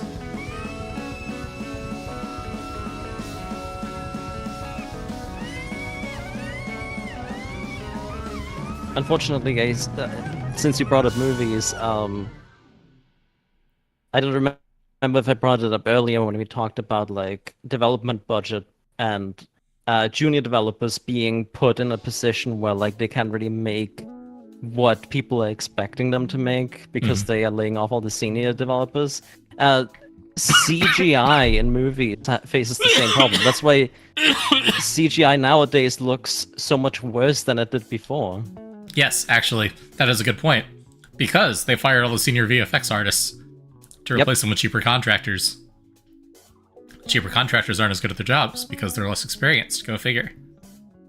Not because they're worse developers or VFX artists or anything, but because they're less experienced. That's a big, important distinction. A lot of them are very talented for the position they're in, but unfortunately, they don't have any seniors to learn from, and there's no training. Exactly. It's a problem that feeds itself.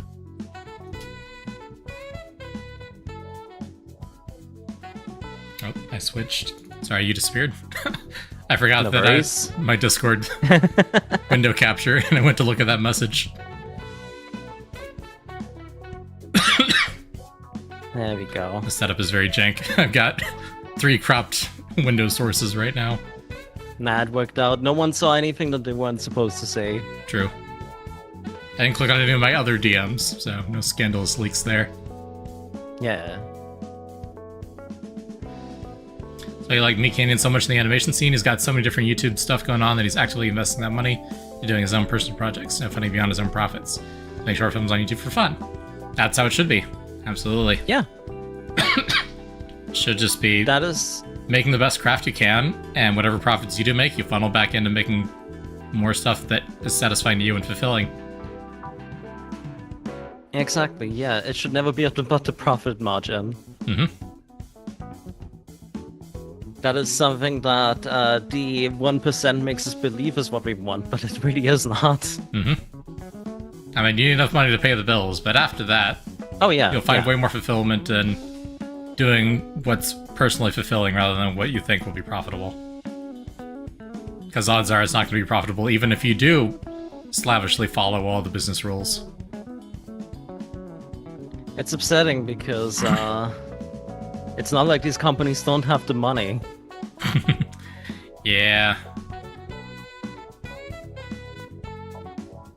But what if they could have all the money? Any extra money they make has to be funneled immediately into stock buybacks. We are not allowed to actually, like, invest in our development or our studios or our creative process at all. That would be unreasonable. Are we gonna eventually have a feedback loop where the, like, elite has so much money that it becomes effectively worthless because no one else does? I don't know enough about economics to say for sure, but I've heard that that is a concern, basically, is Yeah. if everyone is out of work, then no one's buying products, and buying things are what gives money value. The velocity of money being exchanged between goods and services. Yeah, like if we run out of, if like us plebeians run out of money, we'll have to come up with new ways to buy and spend things. Mm-hmm. And it'll just be the rich buying and selling between each other. That's what's currently happening, yeah. Yep. I've heard that we are very rapidly becoming a K-shaped economy, where the upper percent of spenders are vastly overrepresented compared to the rest of the spenders in terms of total economic spending. Yep. You're stratifying our class hierarchy.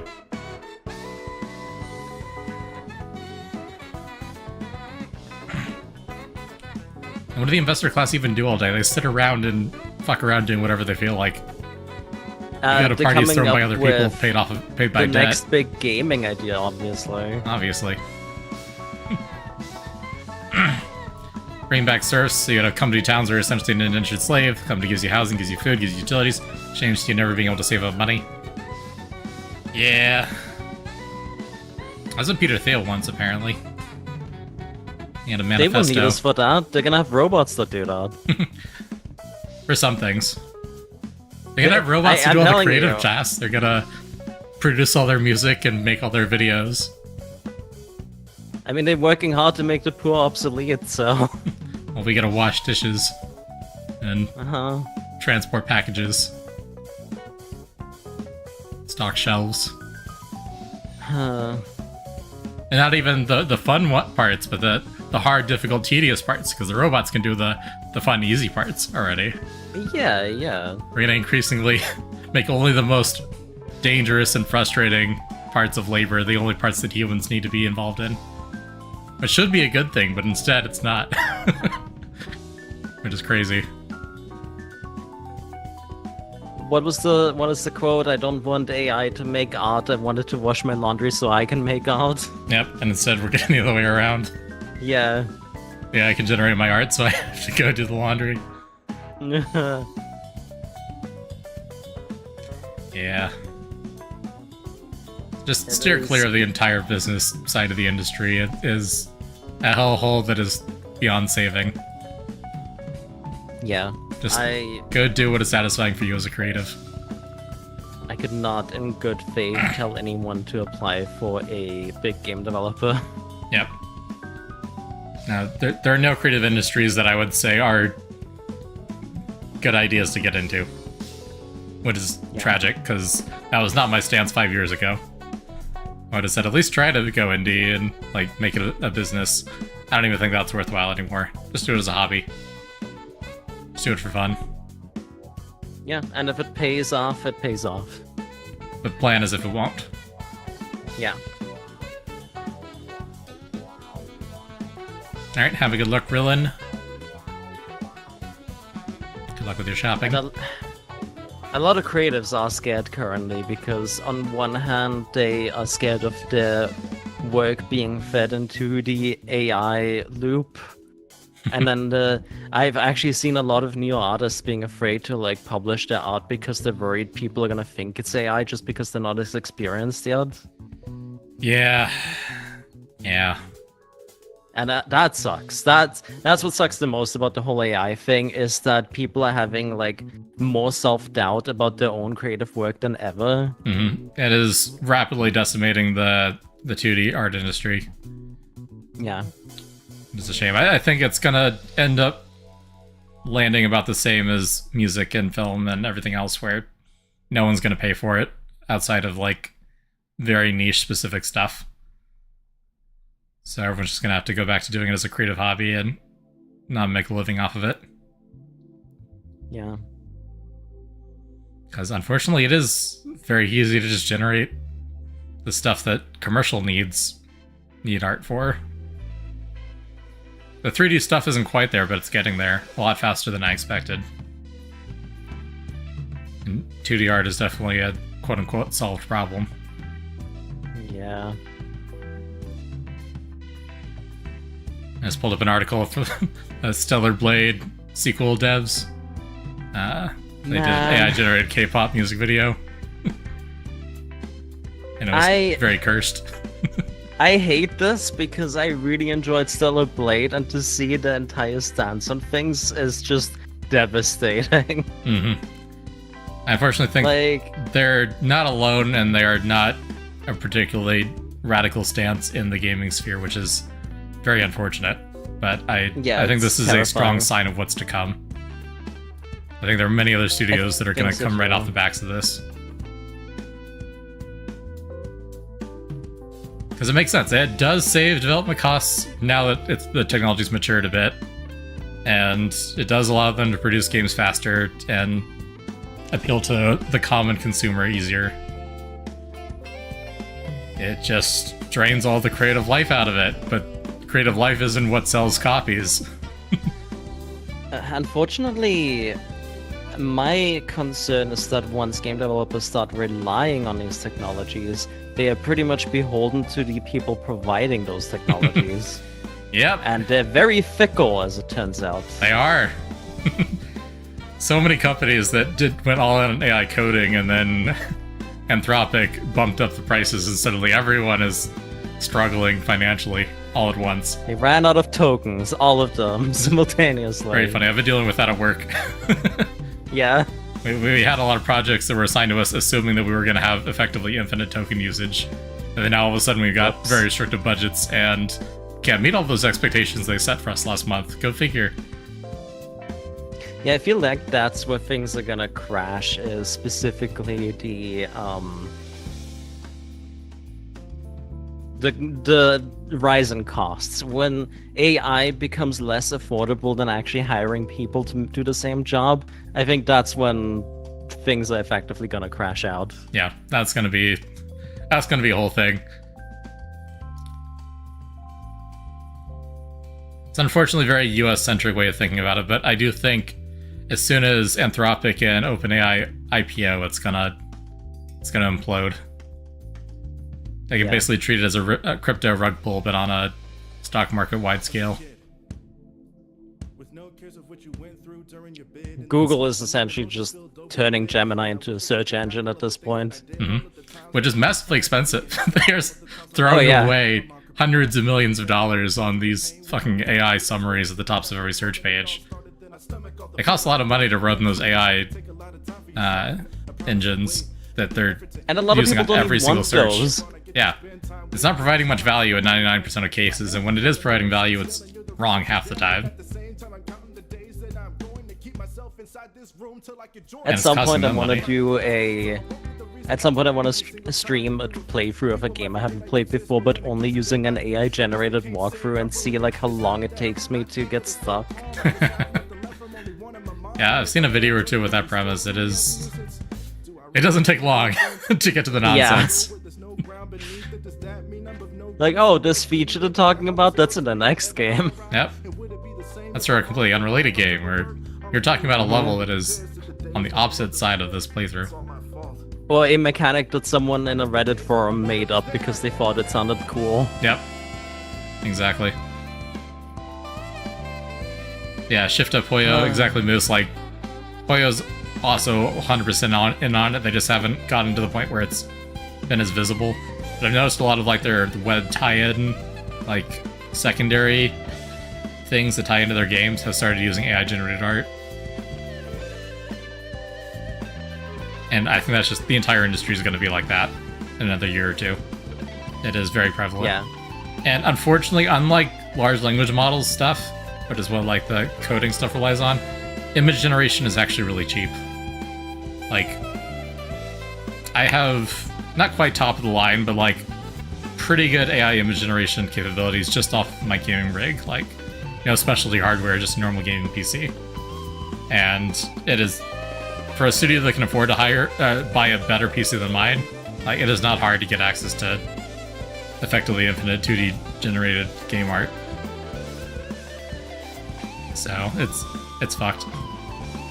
It is absolutely fucked. That and voice acting. AI voice acting is also really cheap. Yeah. Like, I'm surprised we haven't already seen it, but definitely within the next year or two. It's probably just because development times again are like 5 to 10 years, just incredibly stupid.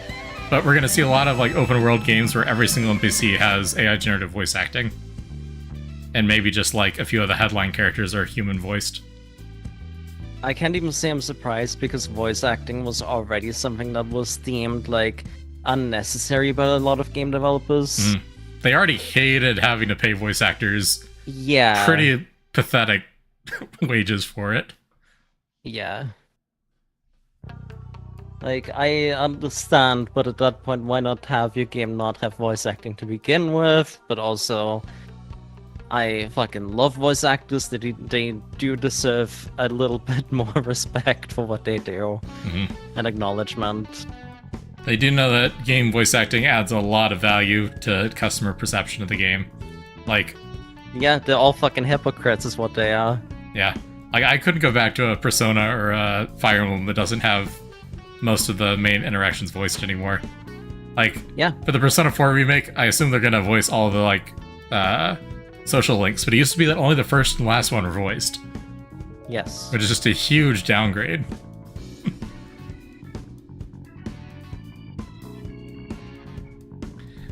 Morgan Freeman said someone freezing his voice and he wasn't paid for it. Yeah, I'm not surprised.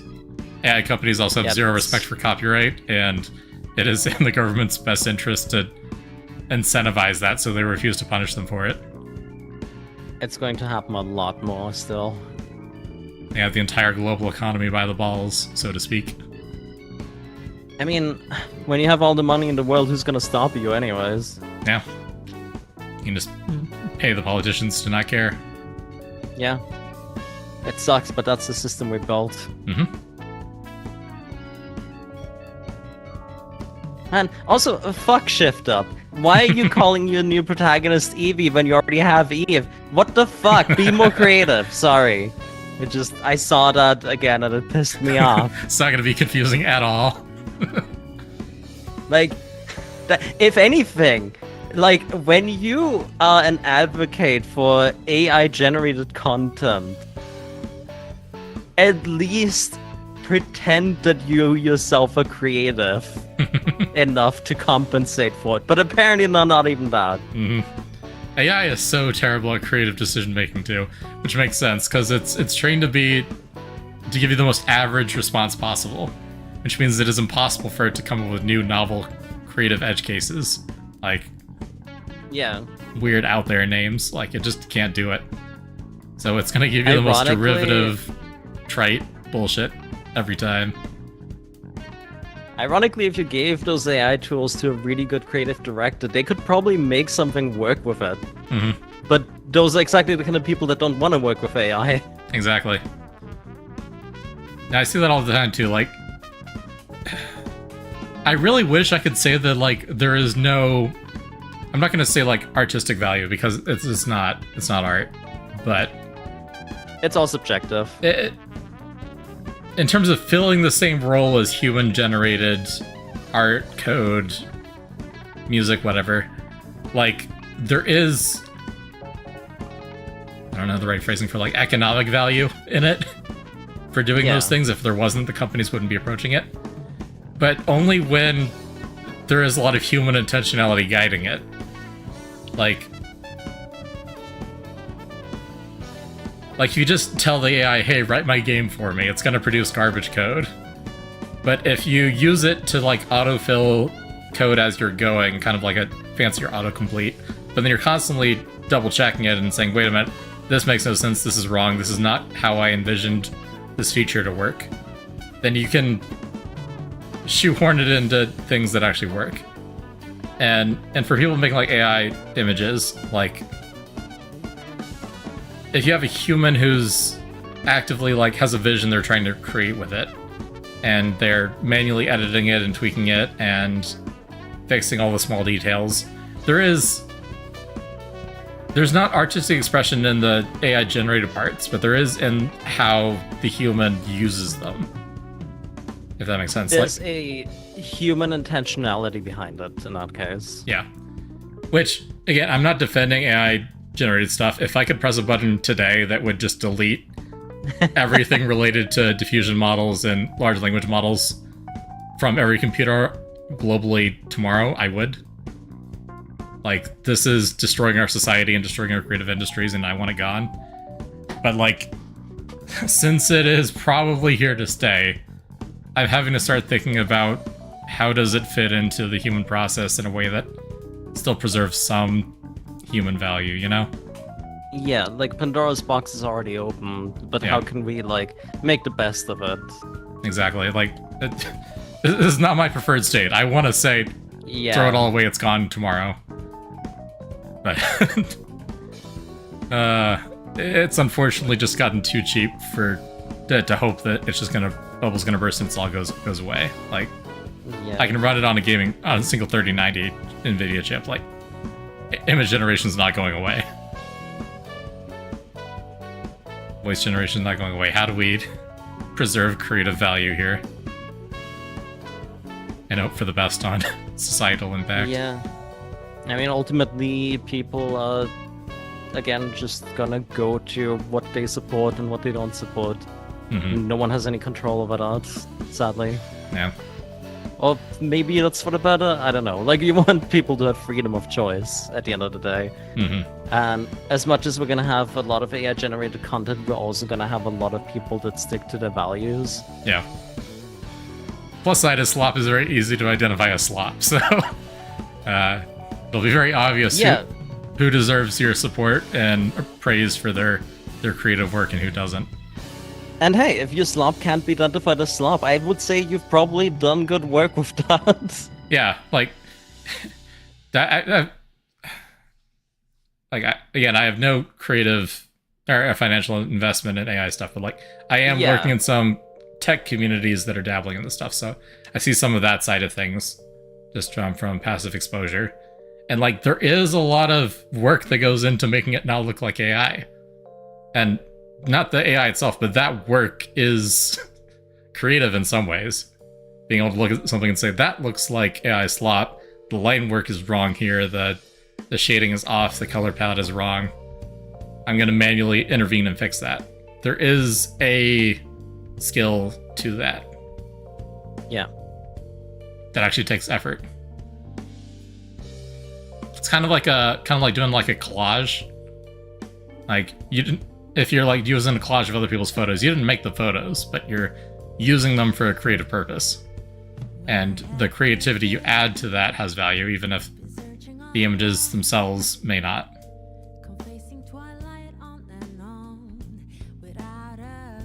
Yeah, the call center stuff and all that is awful. Yeah. Ultimately, it's all tools, right? Mm-hmm. It always depends on how we use those tools. There's always going to be people that are responsible for it. There's going to be people that are not going to be responsible for it. until like there's some sort of regulation in place, like this is here to stay. Yeah, the fact that there's no And- regulation on any of it is absolutely bonkers insane. Yeah. The idea that you can make deepfakes of anyone's voice and face and that is 100% legal and has no problems is ridiculous. The idea that they Unfortunately, can, the legal side of things has always been slow on these kinds of. Yeah. and they have an incentive to not do it because the entire economy is built on this. Yeah. So that even if they personally feel differently, they're going to rule to make it as permissive as possible so the stock market doesn't collapse tomorrow.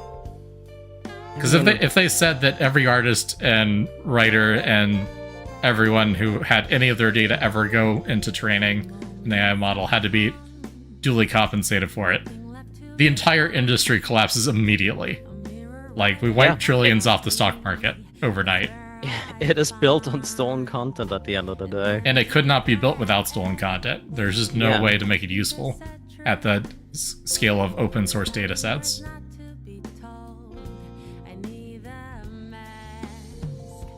Support the collapse. I do too, honestly, but I don't think it's going to happen. At the end of the day, I think there's too many that's people what we who all want to happen. are invested in it not happening. The number of artists I've been talking to lately who don't realize that Photoshop's content-aware fill is AI generation. Yeah, like automated processes have been a thing long before we called it AI. Yeah, but it's still based on the same techniques. Like, content-aware fill is a diffusion model trained on everyone's Photoshop projects. Yeah. They're like, oh, but I use it as a tool, so it can't be bad. It's not replacing my creative work, it's a tool that's aiding in it. Uh-huh. Because let's see, a lot of people just don't even realize that they're the same thing, technology-wise. Yeah. Also, a lot of like the medical science advancements that are happening through AI. I mean, Like, that's there's good. some really good stuff that's coming out of specially trained vision models and analysis models. There is genuinely good applications for machine learning, and it's just... I don't know. Yeah. Mismanaged. Again, it comes back to mismanagement. Yeah. Like, something that struck me the other day is Twitter has a feature where Grok will automatically translate posts in foreign languages, and it's shitty in a lot of ways and frequently gets things wrong. But it also just does remove a lot of the language barrier to enjoying content in other languages. Yeah, like there's real value in something like that. Yeah, even if the technology is bad and bunk and wasting a lot of resources, like, there's a lot of value in that. I'm able to enjoy memes from the Japanese fan base of games that I enjoy, Yeah. and vice versa. And I think that's really cool. I think that has societal value. Oh, that's how it's all gonna collapse. I'm creating a new Tower of Babel. There we go. There we go. See, it's all gonna fix itself. We're just gonna keep building. And it's just considered learning models? No, it's all the same fundamental architecture. Like, even the medical stuff is built off of the commercial language models and image recognition models that were trained on stolen data. Okay, the video translations in particular, I think, are really poorly done on both YouTube and Instagram. That I disagree with. I hate that it's on by default. Yes. Like, As an accessibility feature, it would be option, cool. sure, yeah. Yeah. Having it on by default, especially when you can't set the languages you naturally speak, so it keeps assuming it needs to translate something you can understand perfectly fine. Infuriating. As a content creator, I absolutely hate that. Yeah. I never ever want my content to be like altered in a way that I have no control over. Mm-hmm. And that's what it does, fundamentally. That's why Toby Fox doesn't support fan translations of his games. Yeah.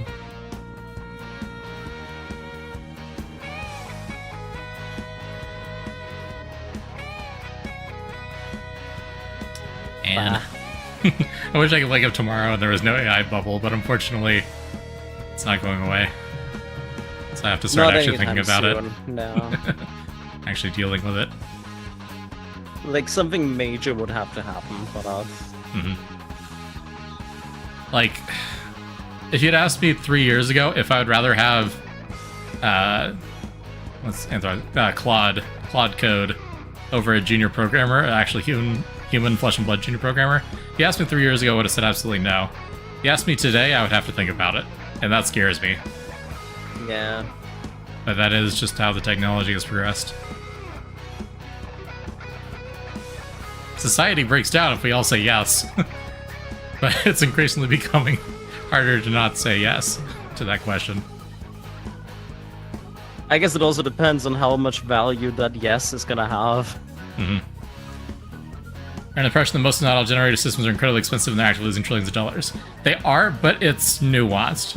So, training new models, fucking expensive. That's what they're building all the data centers for, is to train new models. You need to have really expensive, really high-end GPUs burning 100% of their efficiency 24/7 for months to produce better, smarter models. Once you've produced a model, and particularly for some specific types of models, the actual execution of it is really cheap. Like again, I can do image generation on a 3090. I can do audio voice generation on a 3090 or even like a lower end model like a 2070. Those are cheap. Those are not going away. Video generation, tremendously expensive. That's why Sora is shut down. Video generation still loses billions of dollars. Training new language models, billions of dollars in losses. But image generation not going away, voice generation not going away, and some types of text generation are also pretty cheap. Like, as shitty as the Google AI summaries are, those can theoretically run on phones, the models that they use for those.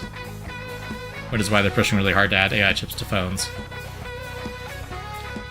So, while I do think the big overhyped, oh, our AI is going to take over the world and be smarter than a human, I don't think that. I think that bubble bursts and collapses in Anthropic and OpenAI go under. I don't think the underlying technology for those other areas is going to collapse and go away. It'd be nice if it did, but I don't think it's going to.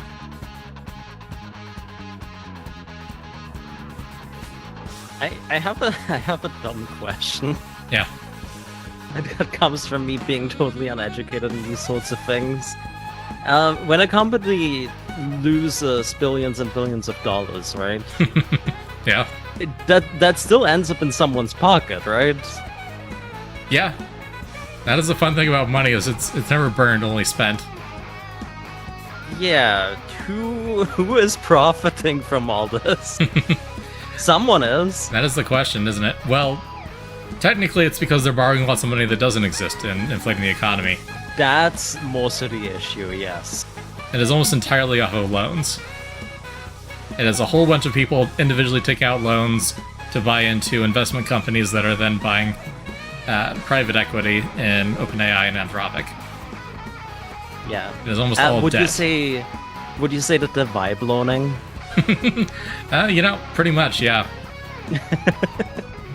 So what's going to happen is we're going to get another wave of insanely high inflation once everything bursts. And suddenly everyone needs to make their money back. Yeah. It's all gonna fall back on us in the end. Yep. Get inflation. But that's okay, because they're gonna adjust our salaries, right? Yeah. You'll be able to afford water and housing if you have 5 roommates. Is it any wonder I want us to have our own gaming business within the next 10 years? Yeah. Would be nice to be independent. It would be nice. One can dream. Unlikely, but it would be nice. I'm planning to assemble a team. I'm on it. Cool. I can do the programming. I cannot do the project management. I can't do the content creation, yeah. but I can do the programming. I love doing the programming. Look, Chief Programming Director. There we go. I feel so bad. I so badly want to be able to like do all these other things, but like I just don't have. My ADHD will not allow me to sit down and get good at anything for more than a few hours, which is very frustrating. I wish I had the autism that makes you like work on one project for a decade instead of the autism that makes you work on 1,000 projects in a decade. Yeah. But unfortunately, luck of the dice. Yeah, my crackpot theory on how this economically goes down. And again, I am not an expert. Do not believe me. This is just what comes out of my brain. But what I think happens is the US midterms happen, and they're no longer worried about losing regulation of AI. And then they go public, they IPO. Their private equity immediately sells all their stock. And meanwhile, all of everyone's private equity firms that do all the like 401k retirement fund investing have all bought into the stock as soon as it goes live. Then when all the stock sells, suddenly the price goes way down, and everyone's 401ks take a huge dip. Everyone's retirement funds. So I think that is their exit plan, is to cash out at the expense of everyone's retirement funds.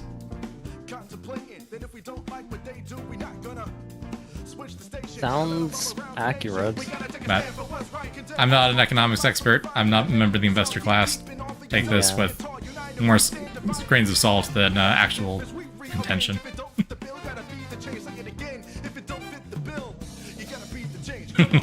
Anyway, gaming. Game development. Godzilla autism.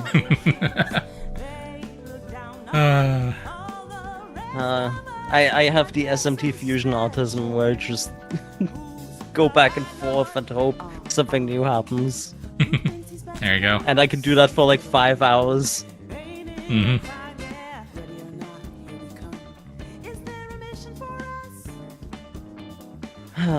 Anyways, gaming. Like I said, do what makes you personally happy, not what you think would make you happy. Yeah, I actually want to like scroll back a bit because Moose was saying, let's see, his little sister's currently going to school for game dev and art, and that's huge. That is incredible. Mm-hmm. If she enjoys doing it, more power to Yeah, them. like I don't ever want to say like people shouldn't do that, people shouldn't invest time into game development, but I do want them to know the expectations. Yeah. If Like- you get a job, it is going to be a very shitty job that you could be fired from at any moment. Yeah, have a plan ready, have like maybe not all your eggs in a single basket. Hmm.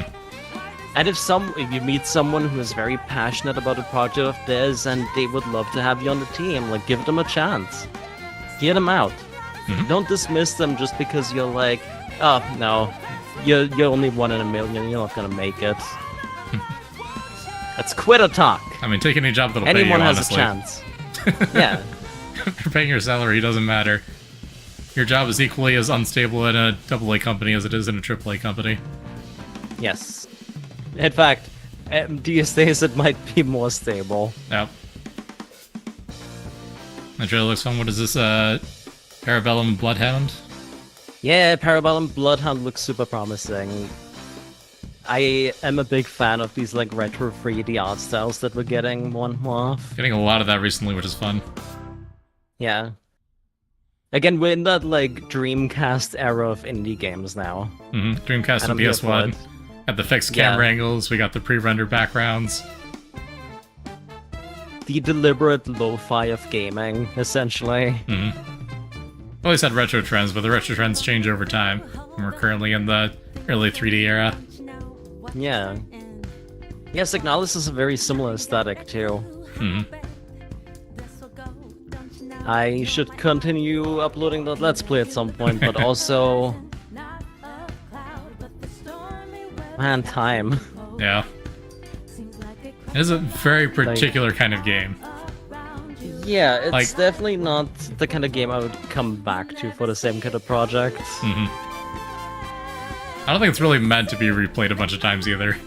Not that Yeah. it stops people, but it's a very experience type game. Yeah. I love it for what it is. I will probably just play the rest like on my own time, just for myself. Yeah. Makes sense. Yeah. Which is great. I love that those types of games exist, even if sometimes they're not for me. Yes, absolutely. Because someone just wanted to make it, and that's why they made it. Someone had an idea and a story that they wanted to tell, and they materialized it into a form that met the what they wanted the player to experience. Yeah. An experience they wanted to recreate, and they did.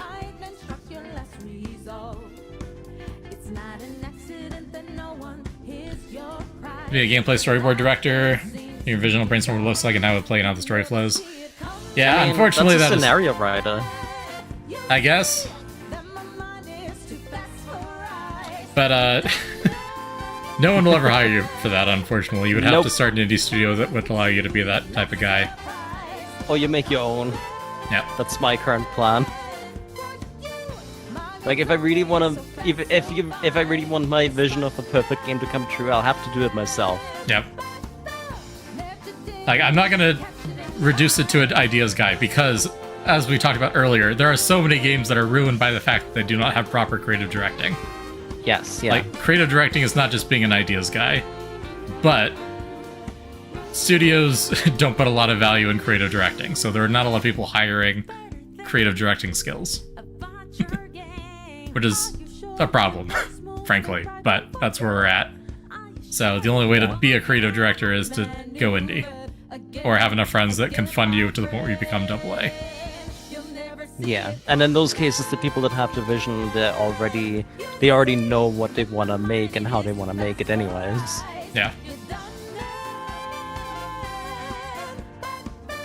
They, if anything, as much as it sucks, a middleman between creative vision and execution would probably make it worse.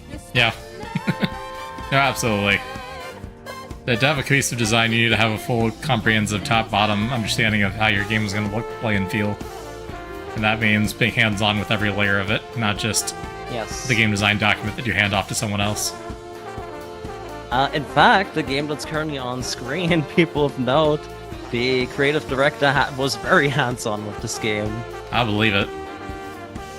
It was a massive passion project. The man loved musicals, the man loved RPGs, so he was like, let's just fucking make one. There you go.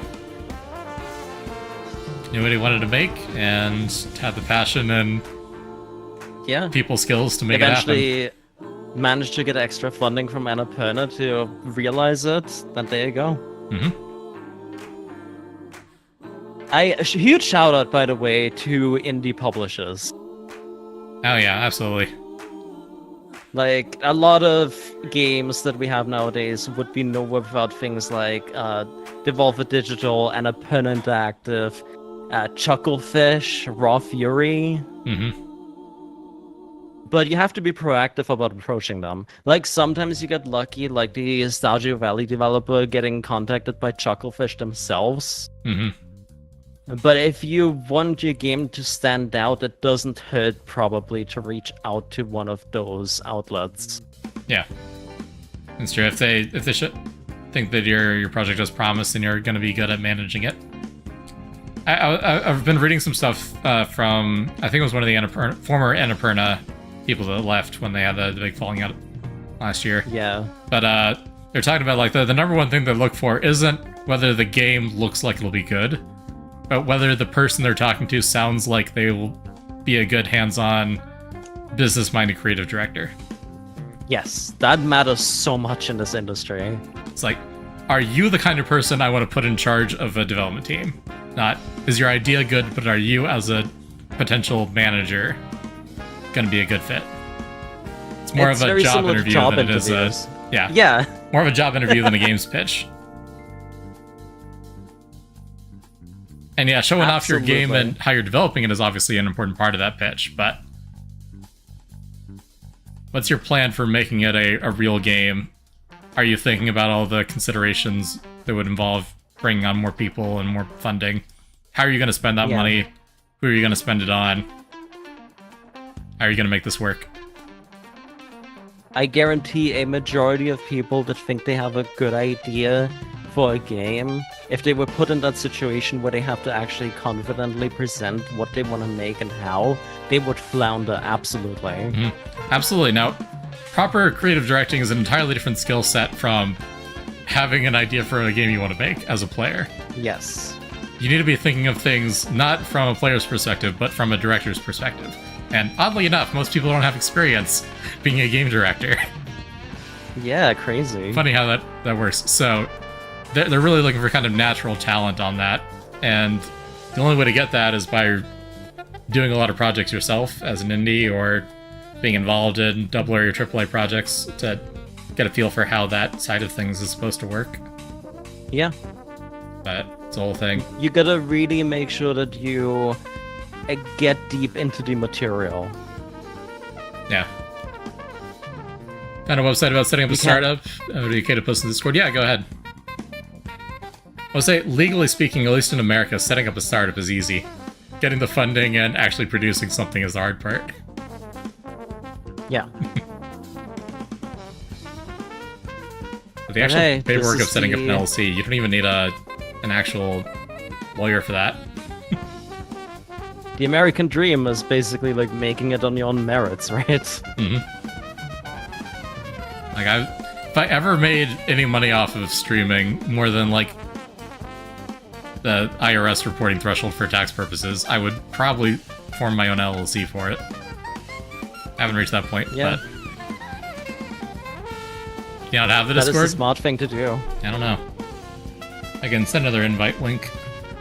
I don't have a command for it just because there was a whole wave of bot raiders that were harassing people a year or two ago. Yeah, I've taken mine down for exactly that reason. I just keep my Discord exclusively private now. I have it on screen, but you have to type it out. Which is work. Did that send? I didn't send. There we go. I forgot. I pulled up Discord again. I need to stop doing that. Ah. Sorry, that's my fault, technically. I keep forgetting. It's fine. We're all friends here. Yeah. No one is here for the high production value.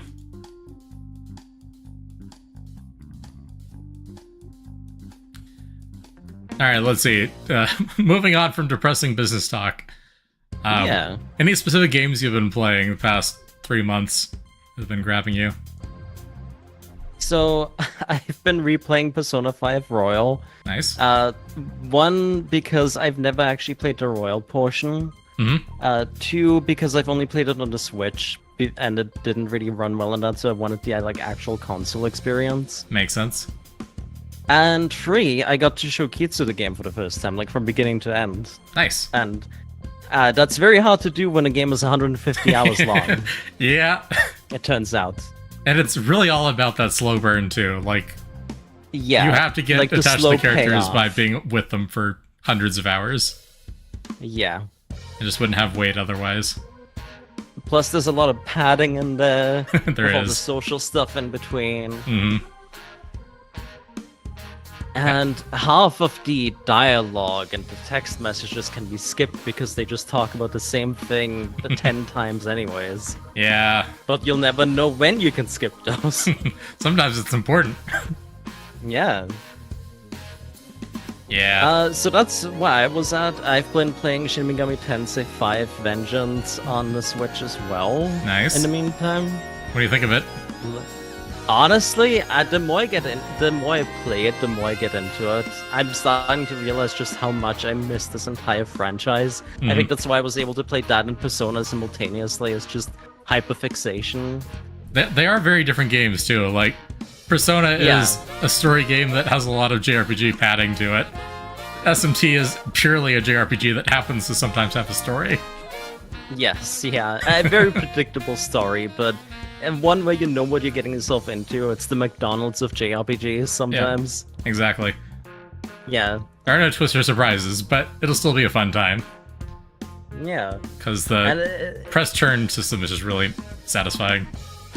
In a lot of ways, I'm just back into my turn-based RPG era right now. Like, I fully blame People of Note. It came out exactly when I needed it. Just great story, great party-based RPG gameplay, and now I just want more of that. Just give me more party-based RPGs.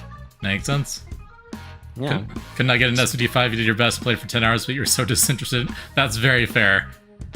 It has such a slow start to it. It's Very slow start. infuriating. And the story never really picks up. It is running around in the open world for 20 hours, then one story quest, then running around in the open world for 20 more hours. I think what ultimately helped me was compartmentalizing that the overworld, quote-unquote, is just a massive dungeon, and that's how I should treat it. And that worked. Like, that actually really helped, like, seeing it that. And it's designed like that, too.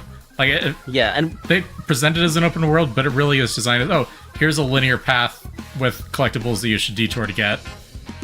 Yeah. And demons that you should capture.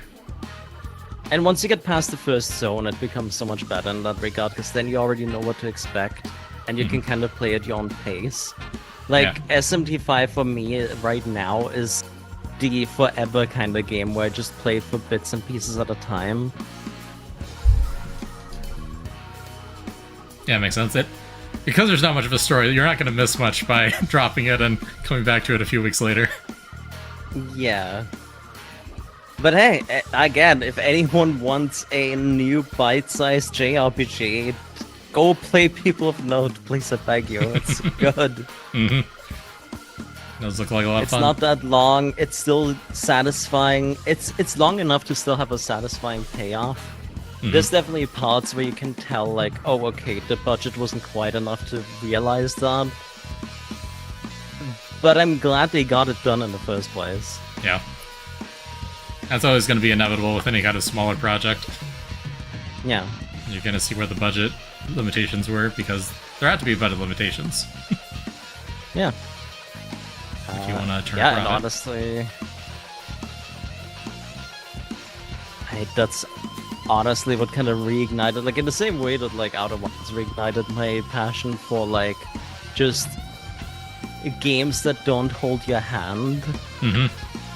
In the same way, People of Note kind of reignited my passion for just a good old-school party-based JRPG, like from the PlayStation 1, PlayStation 2 eras.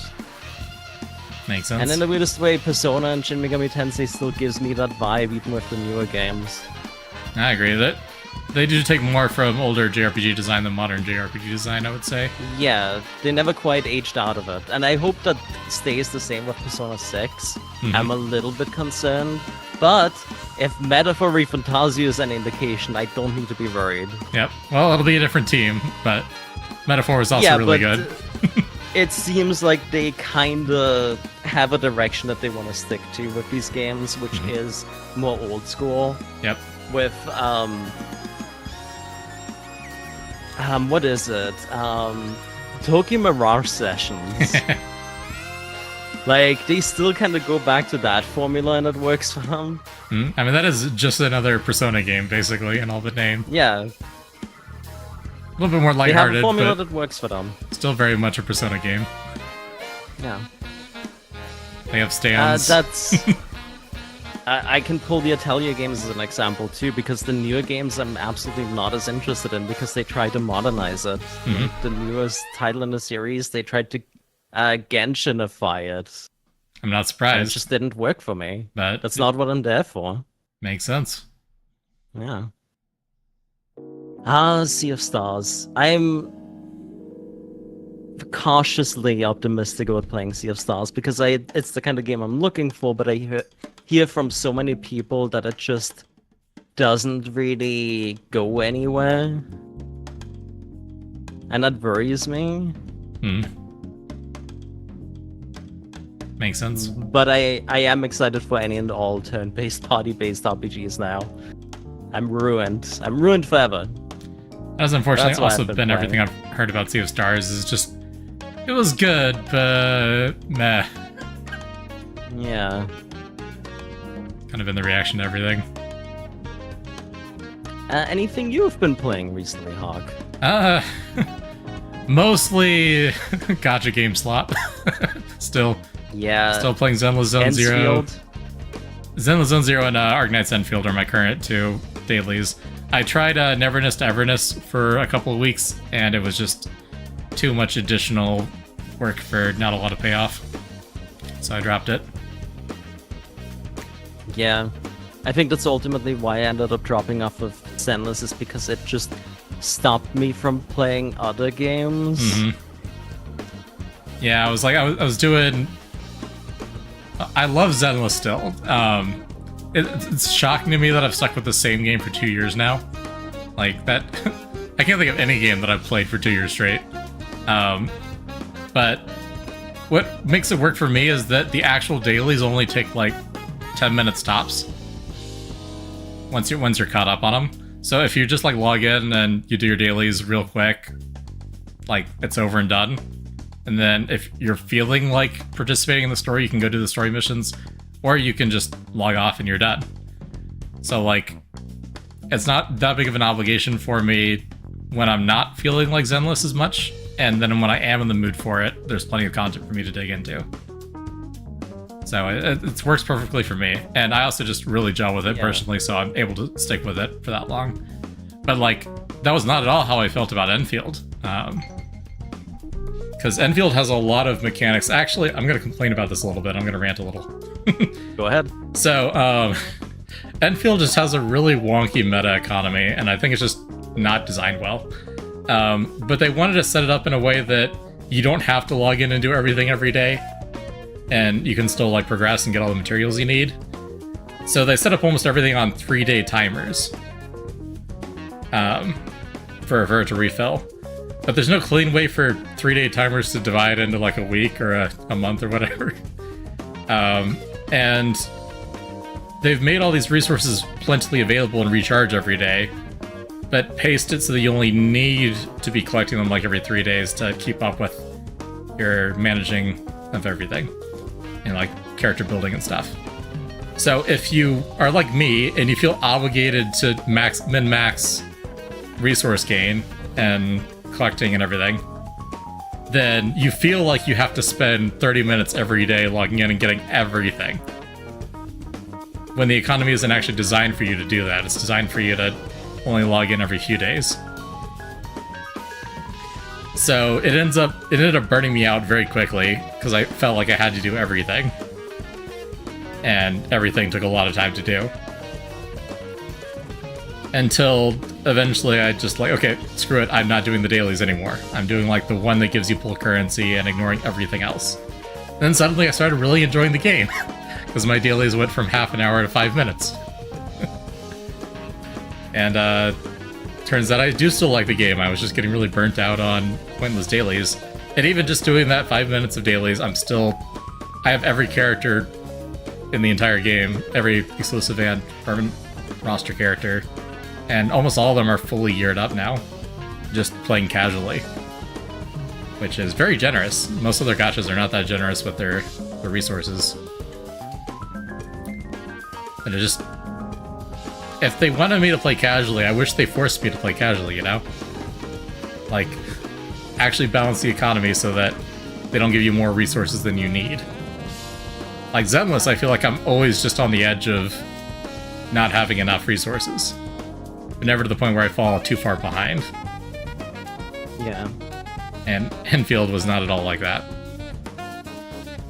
Which is very interesting to me. I don't know. I'm also really disappointed they don't do more with the factory, because, like, I think the factory is really cool. Enfield has gotten me into factory sim games. I've finally got Satisfactory and Factorio, and I'm planning on playing some of that. But they don't use it all in the game. It just feels very silly and pointless to me, because that's the whole killer app of it. But I guess they were too afraid of people actually not gelling with the factory, so they made it effectively completely optional for progression. And that's really disappointing to me. Is all community Satisfactory win? Well, see, as soon as you involve other people, then it becomes a whole thing, and it's not as fun. I'm way too casual to play with other people. But anyway, so that's what I've been doing for dailies. But Or for gachas, rather. They Yeah. are more than just dailies. I actually really enjoyed the last story chapter in Zenless. I really like what they're doing with the lore and everything. But anyway, other thing I was playing on stream was the latest Star Fox. And Oh yeah. How did that turn out? it is just Star Fox 64 again. And the only Cool. gameplay changes are probably bugs. Oh. Cool. And I feel really conflicted because it is a good game. It is fun. Like, Star Fox 64 is a good game, and it's a good game the second time. But it is just Star Fox 64 again, which I have played on stream twice, and I've played off stream many more times than that. So I'm like, I played it and there's nothing new. I'm not really more immersed or more invested in it than I normally would be. I'm not having more fun playing it than I normally would be, but at the same time, I did have fun. It was still a good time, you know? Yeah. No, like, if you've never played Star Fox 64, highly recommend it. It is a phenomenal game, and this is definitely the definitive version of it. The animated storytelling cutscenes add a lot. It is really nice getting to see more of the actual characterization. And they do a lot of work in those intermission cutscenes. Like, every single possible routing you can do through the levels has its own variant of cutscene. They kind of organically presents the same information rather than just being stitched together from a handful of pre-made cutscenes. So, very well done. But it is just Star Fox 64, so if you've already played it, already gotten everything out of it, and have no interest in playing it again, I wouldn't recommend it. So here's the thing. I've actually only ever played Star Fox 64 on an emulator, allegedly. Mm-hmm. So for me, it would be a perfectly new experience. Yeah, there you go. But I am terrible at the game. So there's that. It does take a little getting used to. Yeah, and I like space shooters. I don't do well with the three-dimensionality. That makes sense. Yeah, sadly. Well, Star Fox is mostly a 2D game. It really is when you think about it, yeah. You're only moving in 2 dimensions, and your aim is a little bit flexible in 3D, but not much. It's basically the gummy ship sections in Kingdom Hearts. Mm-hmm. Which are my least favorite sections in those games. Yeah, fair enough. Yeah, but I love Star Fox for everything else. Like, I actually really like so I know I'm the outlier here, but I really liked Star Fox Adventures because the actual space shooting was a very minimal part of it. Yeah, fair enough. I prefer the space shooting. I was disappointed that Adventures didn't have more space shooting, but I did think it really should have had. it was pretty decent. It's definitely a bit clunky by modern standards. There's some parts I had to look up and parts that were not very fun to play. Having played it recently on stream and not having a lot of nostalgia for it. But I mean, it was still pretty good. I definitely don't dislike the game. Yeah. I like the game too. Like, ultimately. I love the characters as well. Like, it's just such a memorable experience. I did way back in the day do the whole, like, multiple route thing as well. Like, I played for the game, like, I want to say 3 separate times, really. Sounds about right. Yeah. Yeah. Definitely, like you said, though, even with this being my first opportunity to play it, like, and brand new on a console, I don't really feel the need to. Yep, understandable. It is also Yeah. a very high price point for the amount of content. Like, Yes, I think that's most of the issue. you can play everything that Star Fox 64 has to offer in 3 or 4 hours. Which is... But I can't say that because I'm gonna be a hypocrite and I'm gonna buy Ocarina of Time, even though I know I could just play the old one. I really hope they add a lot of quality of life features, because hot take, Ocarina of Time is not fun to play if you don't have nostalgia for it in 2026. So, I'm not even hoping that. I hope they just turn it into a different game entirely.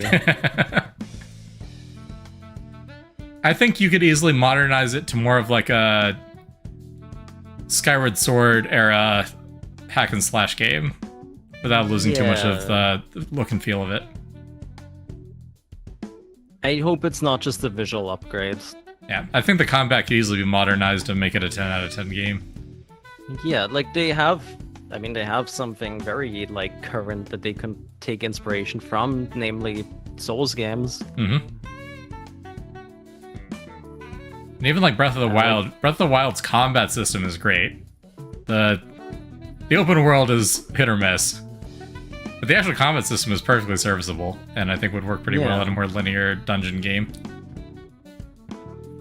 Swear to God, if my weapons break in the Ocarina of Time remake, I'm gonna cry. There's no way. They wouldn't do anything that drastic. I hope so. But like, I did try to play a little bit of the Ocarina of Time 3DS port, and I was like... Was it Majora's Mask? It was one of the two. But anyway, it was... The lock-on was just miserable. I was not having fun with it. Yeah. I felt bad because I was like, Ocarina of Time's my favorite game ever. And I'm like, I want to like it.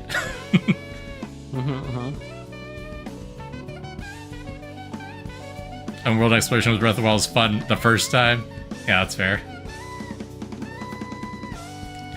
Yeah, so what my opinion is on Nintendo's remakes is they use them primarily as onboarding projects for new internal and AA studios to work on franchises. So, like, they did the Samus Returns Metroid 2 remake to onboard Mercury Stream before they gave them Metroid Dread. A lot of the Pokemon remakes were to hire new Game Freak employees to bring onto the mainline games. What else? There's another remake I was thinking of. No, I can't remember. Some of like the Mario 3D Mario World games are to bring on new people that they then move over to the main 3D Mario team. So yeah, obviously from or no, it was the other Zelda game, the Link's Awakening remake. There's also another studio that they then used to make Echoes of Wisdom. So, yeah, that's right. So it's obviously from a player standpoint, just remaking things over and over isn't as interesting as new first-party games. But I don't actually mind how Nintendo does it from a development standpoint as a way to modernize some of their older IPs that are harder to play and clunky, and use that as an opportunity to make sure that the next mainline game that they make is going to be good. Because if they just thrown them straight into it without any experience with the IP, they would have struggled more with it than after they'd already established the development process with the remake. I think it's actually a very smart like production decision.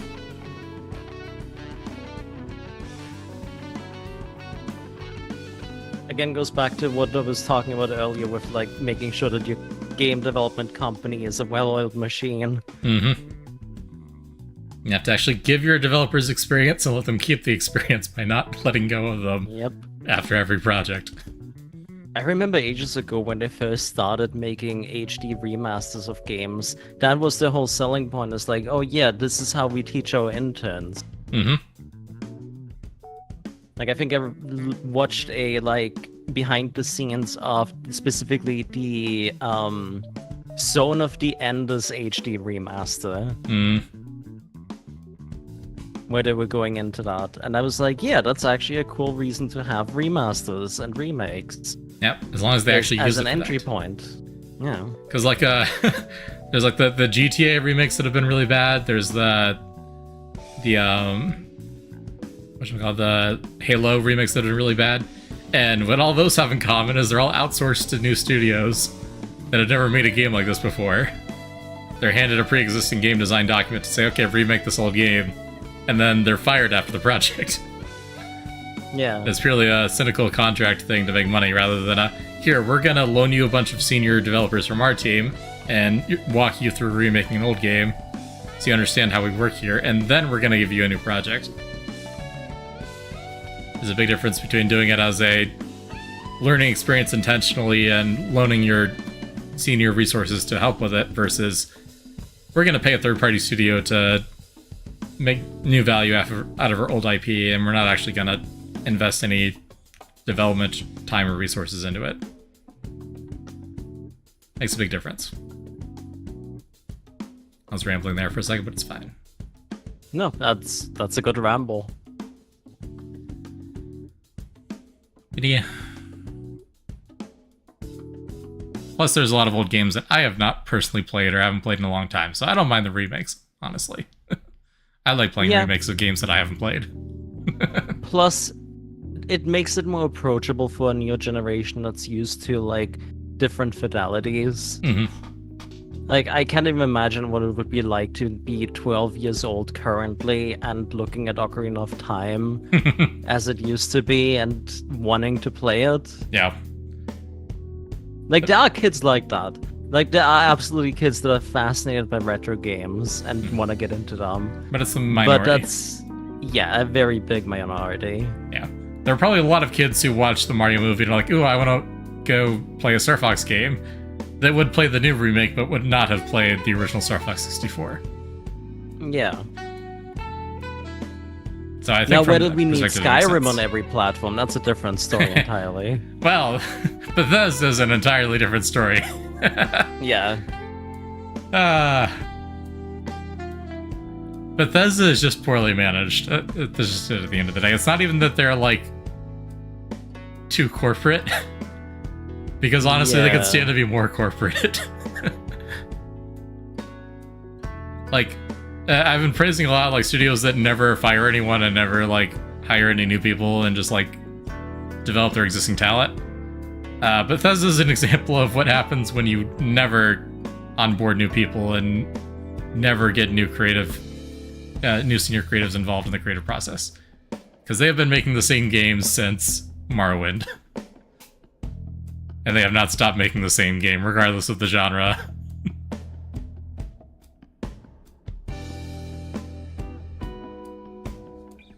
And It's not wrong. Microsoft acquired them. They're like, okay, so you're gonna make like a bunch of new Elder Scrolls and Fallout games to like capitalize on the lore, right? And like, nope. We are making exclusively Elder Scrolls 6 and nothing else with the IP ever for the next decade. What new Elder Scrolls game? They're working on it. What new Trust me. Fallout game? They are spending billions of dollars on salaries to pay people to make rocks and trees for Elder Scrolls 6. That is currently happening. And that's how every AAA open world game works. It's nothing new. But that is all they are doing, and they're doing it the same way that they did Morrowind. So they have not modernized their process at all. The most infuriating thing is if they just took all the assets from Skyrim, reorganized everything, built a new story within that world, like, people would still fucking go crazy over it. Mm-hmm. That's what's insane to me, that they don't do more low-budget DLCs. And it's because they absolutely refuse to let any other studio touch their IP. Like, they have just their main party studio that is allowed to do Elder Scrolls or Fallout games. So they did only Fallout 4, or they did only Skyrim, and then did only Fallout 4, and then did only Starfield. And like, no one else is allowed to touch it. They're not doing any like side content. When they make DLCs, that is their entire main team making the DLC. Like, other studios would have a second studio take over for DLCs while the main studio moves on to the next mainline game. Bethesda doesn't do that. A lot of their employees, up until a couple months ago, were still working on Starfield DLC. The people that should be working on Elder Scrolls 6 were still working on Starfield. Because they follow an old-fashioned design philosophy where the entire studio is working on one game, and only one game, and no one else is allowed to touch the IP. Which worked when a game took 2 years to make. It does not work when a game takes 10 years to make.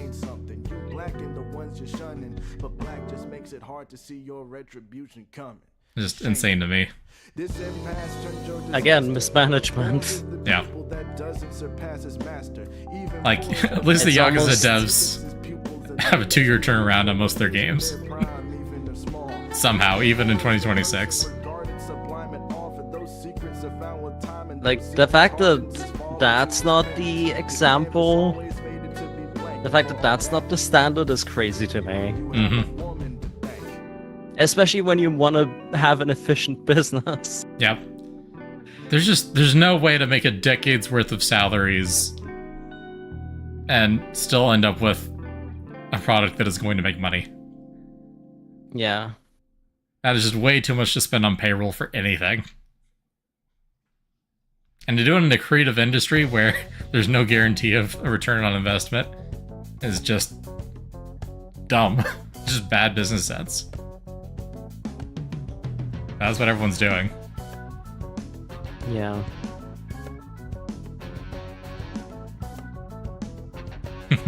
Back to complaining about game studios. Yeah, Star Fox is fun. Have I played literally anything else? I've been playing a little bit of Power World. That's been fun. Oh yeah, the 1.0 release. Yeah. Now I'm glad they finally went through with that after everything. Yeah, they've been continuously working on it in the background. And they didn't massively upscale too much. They did hire a couple new people, but not like triple their studio size or anything. So I think that's pretty good. Yeah. It is an incredibly grindy game, but, and this is, I will endlessly praise games that do this, they have extremely generous custom difficulty settings. So you can set up a world where you get like 1,000 times XP modifier or whatever, and things don't take a million years to do. So I have admittedly been cheating, but using that to kind of speedrun the new content, and it's been a lot of fun. And I'm very grateful the game gives me the opportunity to do that, because there's no way I would spend 300 hours grinding out the entire tech tree from scratch again. Understandable, yeah. But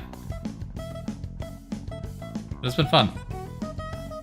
It is still Pokemon with guns in a Arc Evolved framework, but it works. Right, I forgot about the gun part.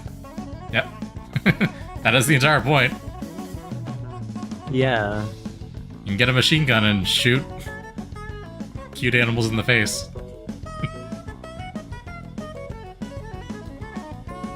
It's very silly. It's very silly. I feel like I've done more than Persona and Final Fantasy and Shin Megami Tensei, but damn. Yeah, fair. Those are some big games. Oh, actually, there was a Metroidvania game that technically came out last year that I've played this year that I put on this playlist, Constance. I don't think I've ever actually talked about that one. It's very much like Celeste meets Hollow Knight in like the most obvious way you can imagine. So Metroidvania with really difficult platforming? It was actually really fucking good, and it was kind of overlooked, I feel. Nice. Yeah. I mean, these days, whenever I finish a game like that, that alone is a sign to me that, hey, there's something good here. Because, unfortunately, most of the time now, if I'm not vibing with a game, I just stop playing it. I don't really force myself to finish things anymore just for the sake of it. That makes sense.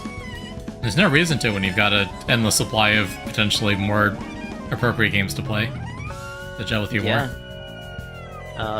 In fact, and on that notion, shoutouts to Baby Steps, a game that I did not think I would still be playing in 2026, but my god. Yeah. For as stupid as a concept as it is brilliant. Nice. As far as games last year go, that was probably the number one indie game for me.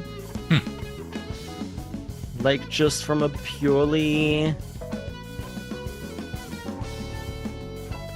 like, I don't even know how to describe it. Like, it felt like the epitome of what an indie game should be, if that makes sense. No, fair enough. It is dumb and apologetic, but it works. Nice.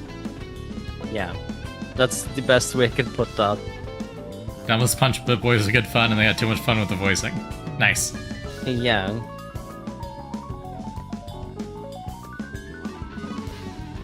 It does some very cool things. It really plays with what a game is in the best way. Nice. I do love to see people being creative with the industry, with the medium, rather. Yeah.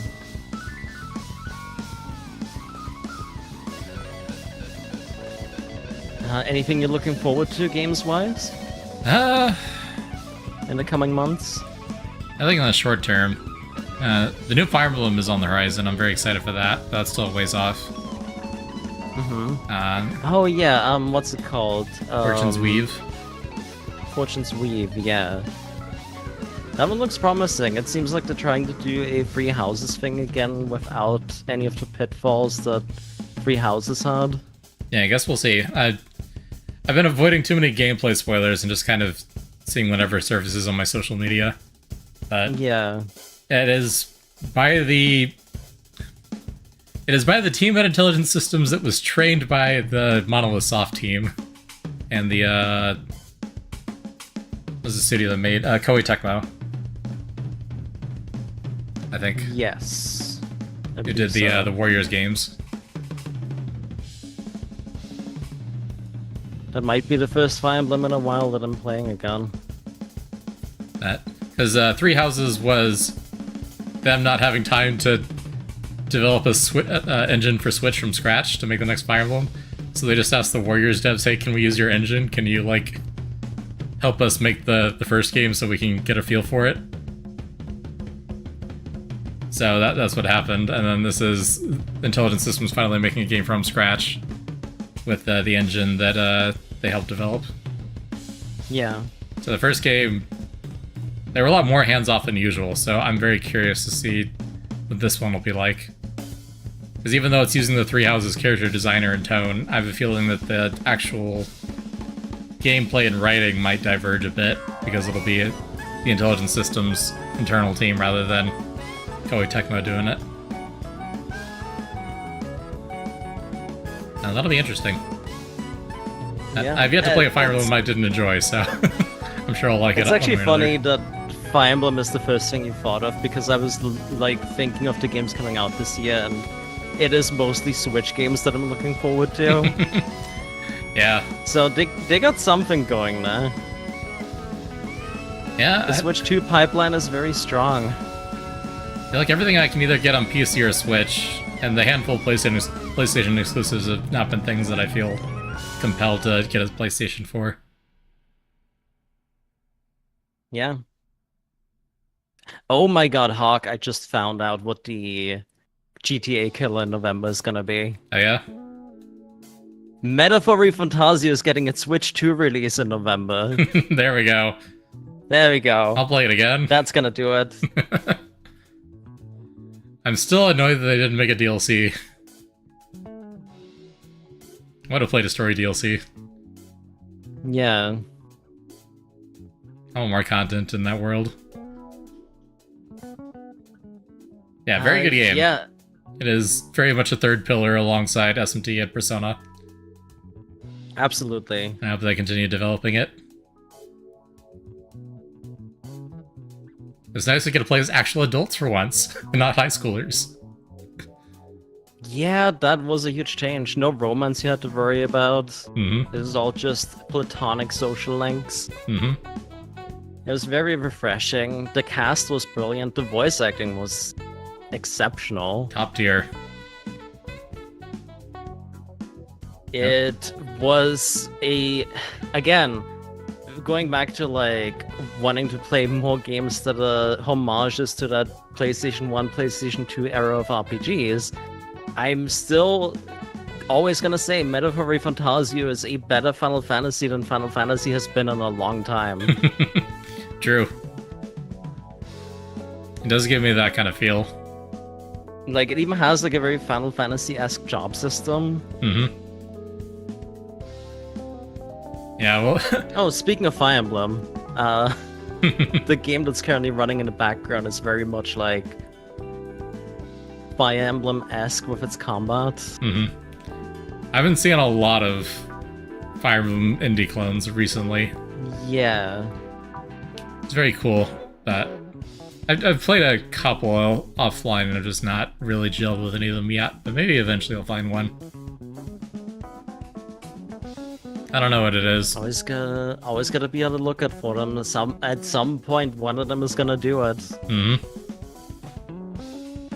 There's another one that I didn't put on this list because I didn't find a good trailer for it. Because nowadays a lot of indie game trailers try to be like cute and quirky and have most of the selling points in the like voiceover. Mm-hmm. But Ledger Bound is another new approach at a tactical RPG, very much in the vein of Fire Emblem, Nice. and fully indie, self-published. Nice. Good to hear it.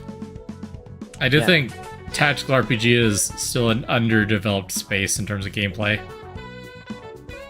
Like, a lot of people are just chasing the same design as either Fire Emblem or Final Fantasy Tactics.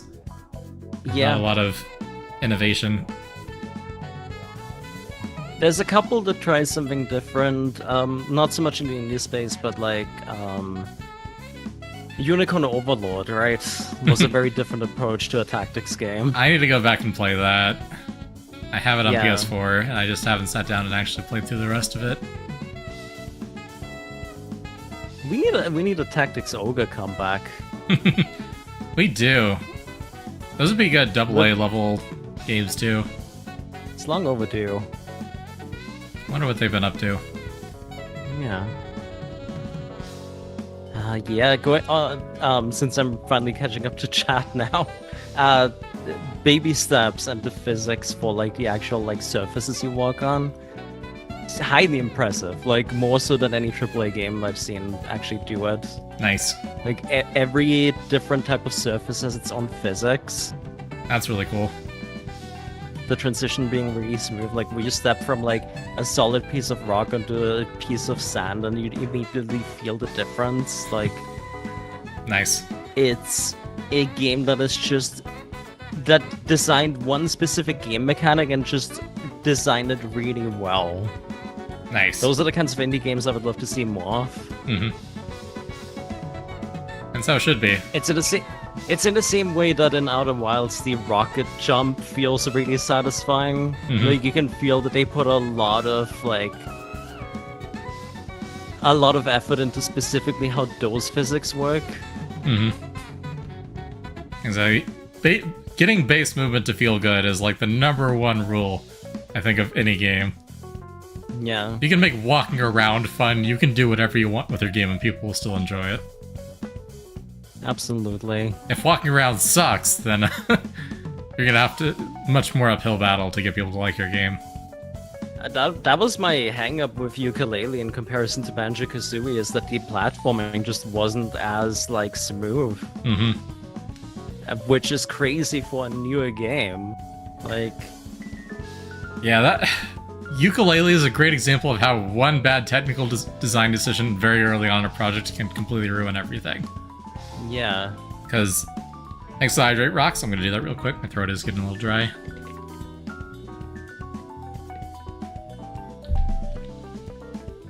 Because very, very early on, what they did was they copied and pasted a off-the-shelf Unity physics-based character controller to drive the character.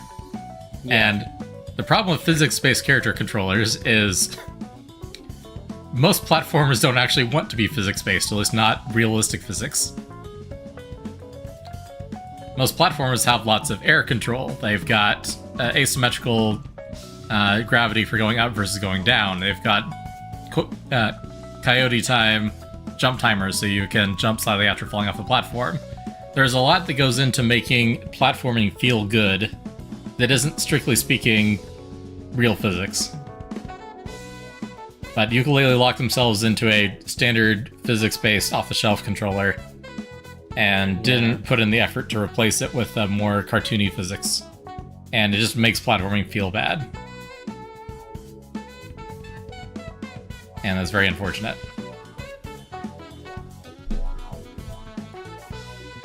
I haven't actually heard any feedback of like you could replay Lee or whatever it's called. whether or not they fixed that issue. I think people have just kind of moved on from it. Yeah, that's the thing. Too little, too late. Yeah. It's a shame because it's all they have. I know that they can't make another game because they don't have enough money to pay for people to make assets for another game. So they're desperately trying to, like, stay afloat off of Yooka-Laylee, but it's just not going to happen. They're clinging to that IP, hoping that it's gonna take off. That's why they made, like, the new Yooka-Laylee card. Mm-hmm.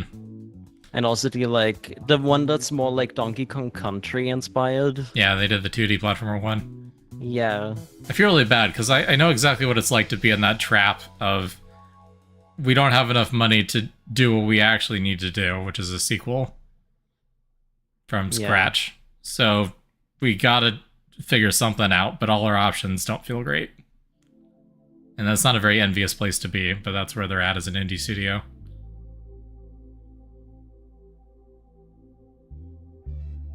It is rough.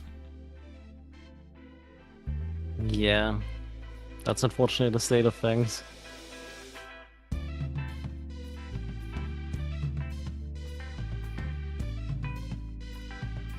Which is a shame, because that's the first game I ever kickstarted.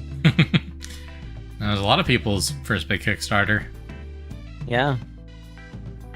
Been following it since they first even pitched the idea. Before they were ever platonic. Yeah. And it did lead to other indie 3D platformers that were pretty good. Like, I mean, Hat in Time. That's true. It did kind of revive the desire for that genre. Like, in this very playlist, we have a couple of examples of that. There is, let me see if I can actually remember them by name. Something Demon Tide? Is it Demon Tide? Demon Tides, yeah. It's a very, like, 3D Sonic-like game. That immediately stood out to me like, oh, people still care about the type of game. That's crazy. Nice. Penny's Big Breakaway is another one I immediately think of when I think, like, new 3D platformers. I have seen that one, yeah. Yeah. Yeah. I feel like Mina the Hollow even was meant to be a 3D platformer. I can see the that. way it plays. Yeah. There's a lot of verticality to it for a 2D Yes. top-down game. Surprisingly. Definitely a conscious choice, but yeah.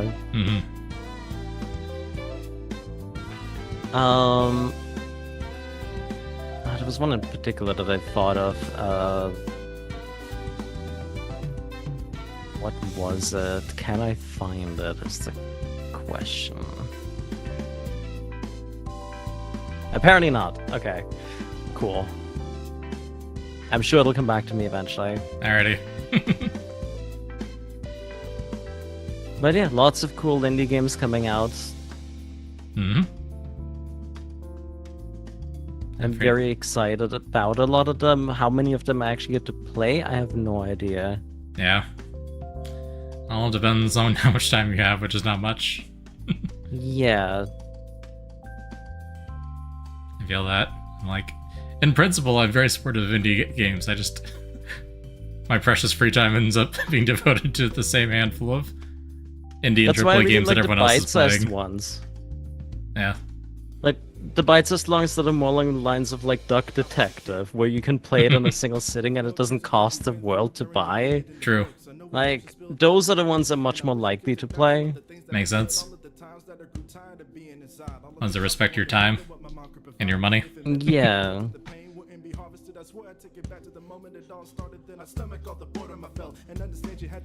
Yep. Alright. I'm starting to wind down. I don't know how you're feeling.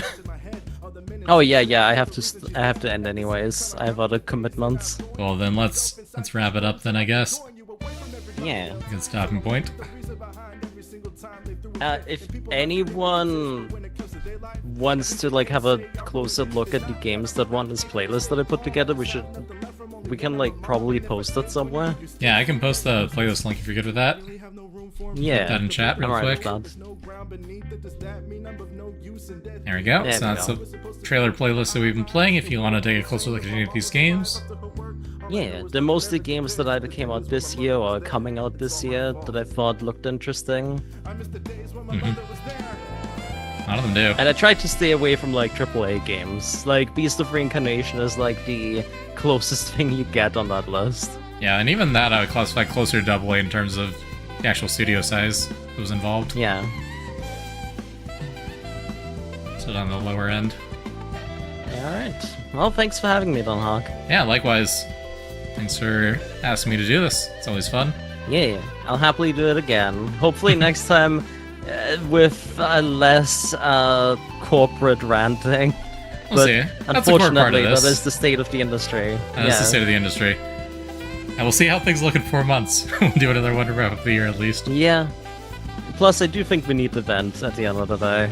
Mm-hmm. We need some kind of outlet to really tell everyone that Xbox is a shit company.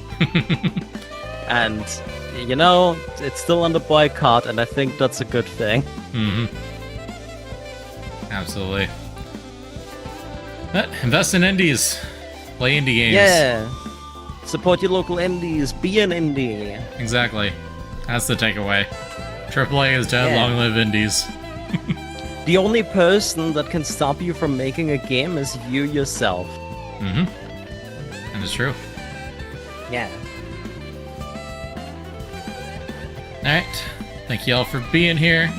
Feel free to keep chatting in the Discord if there's anything you wanted to keep discussing, but we're gonna call the stream here for today. Yeah. You, Carrick, and Kitsu, and Rillin, and Moose, and Oshu, and I'm sure there are more people that I'm forgetting. Oatmeal Cookie, of course. Your house is still somewhere out there. Yeah, it's still lurking. Appreciate all of you. Yep. Thank you for stopping by. Always appreciate your support. Now, I'll see you all next time. See you. Either Nono's chat or in mine. Yeah, bye bye. Love y'all.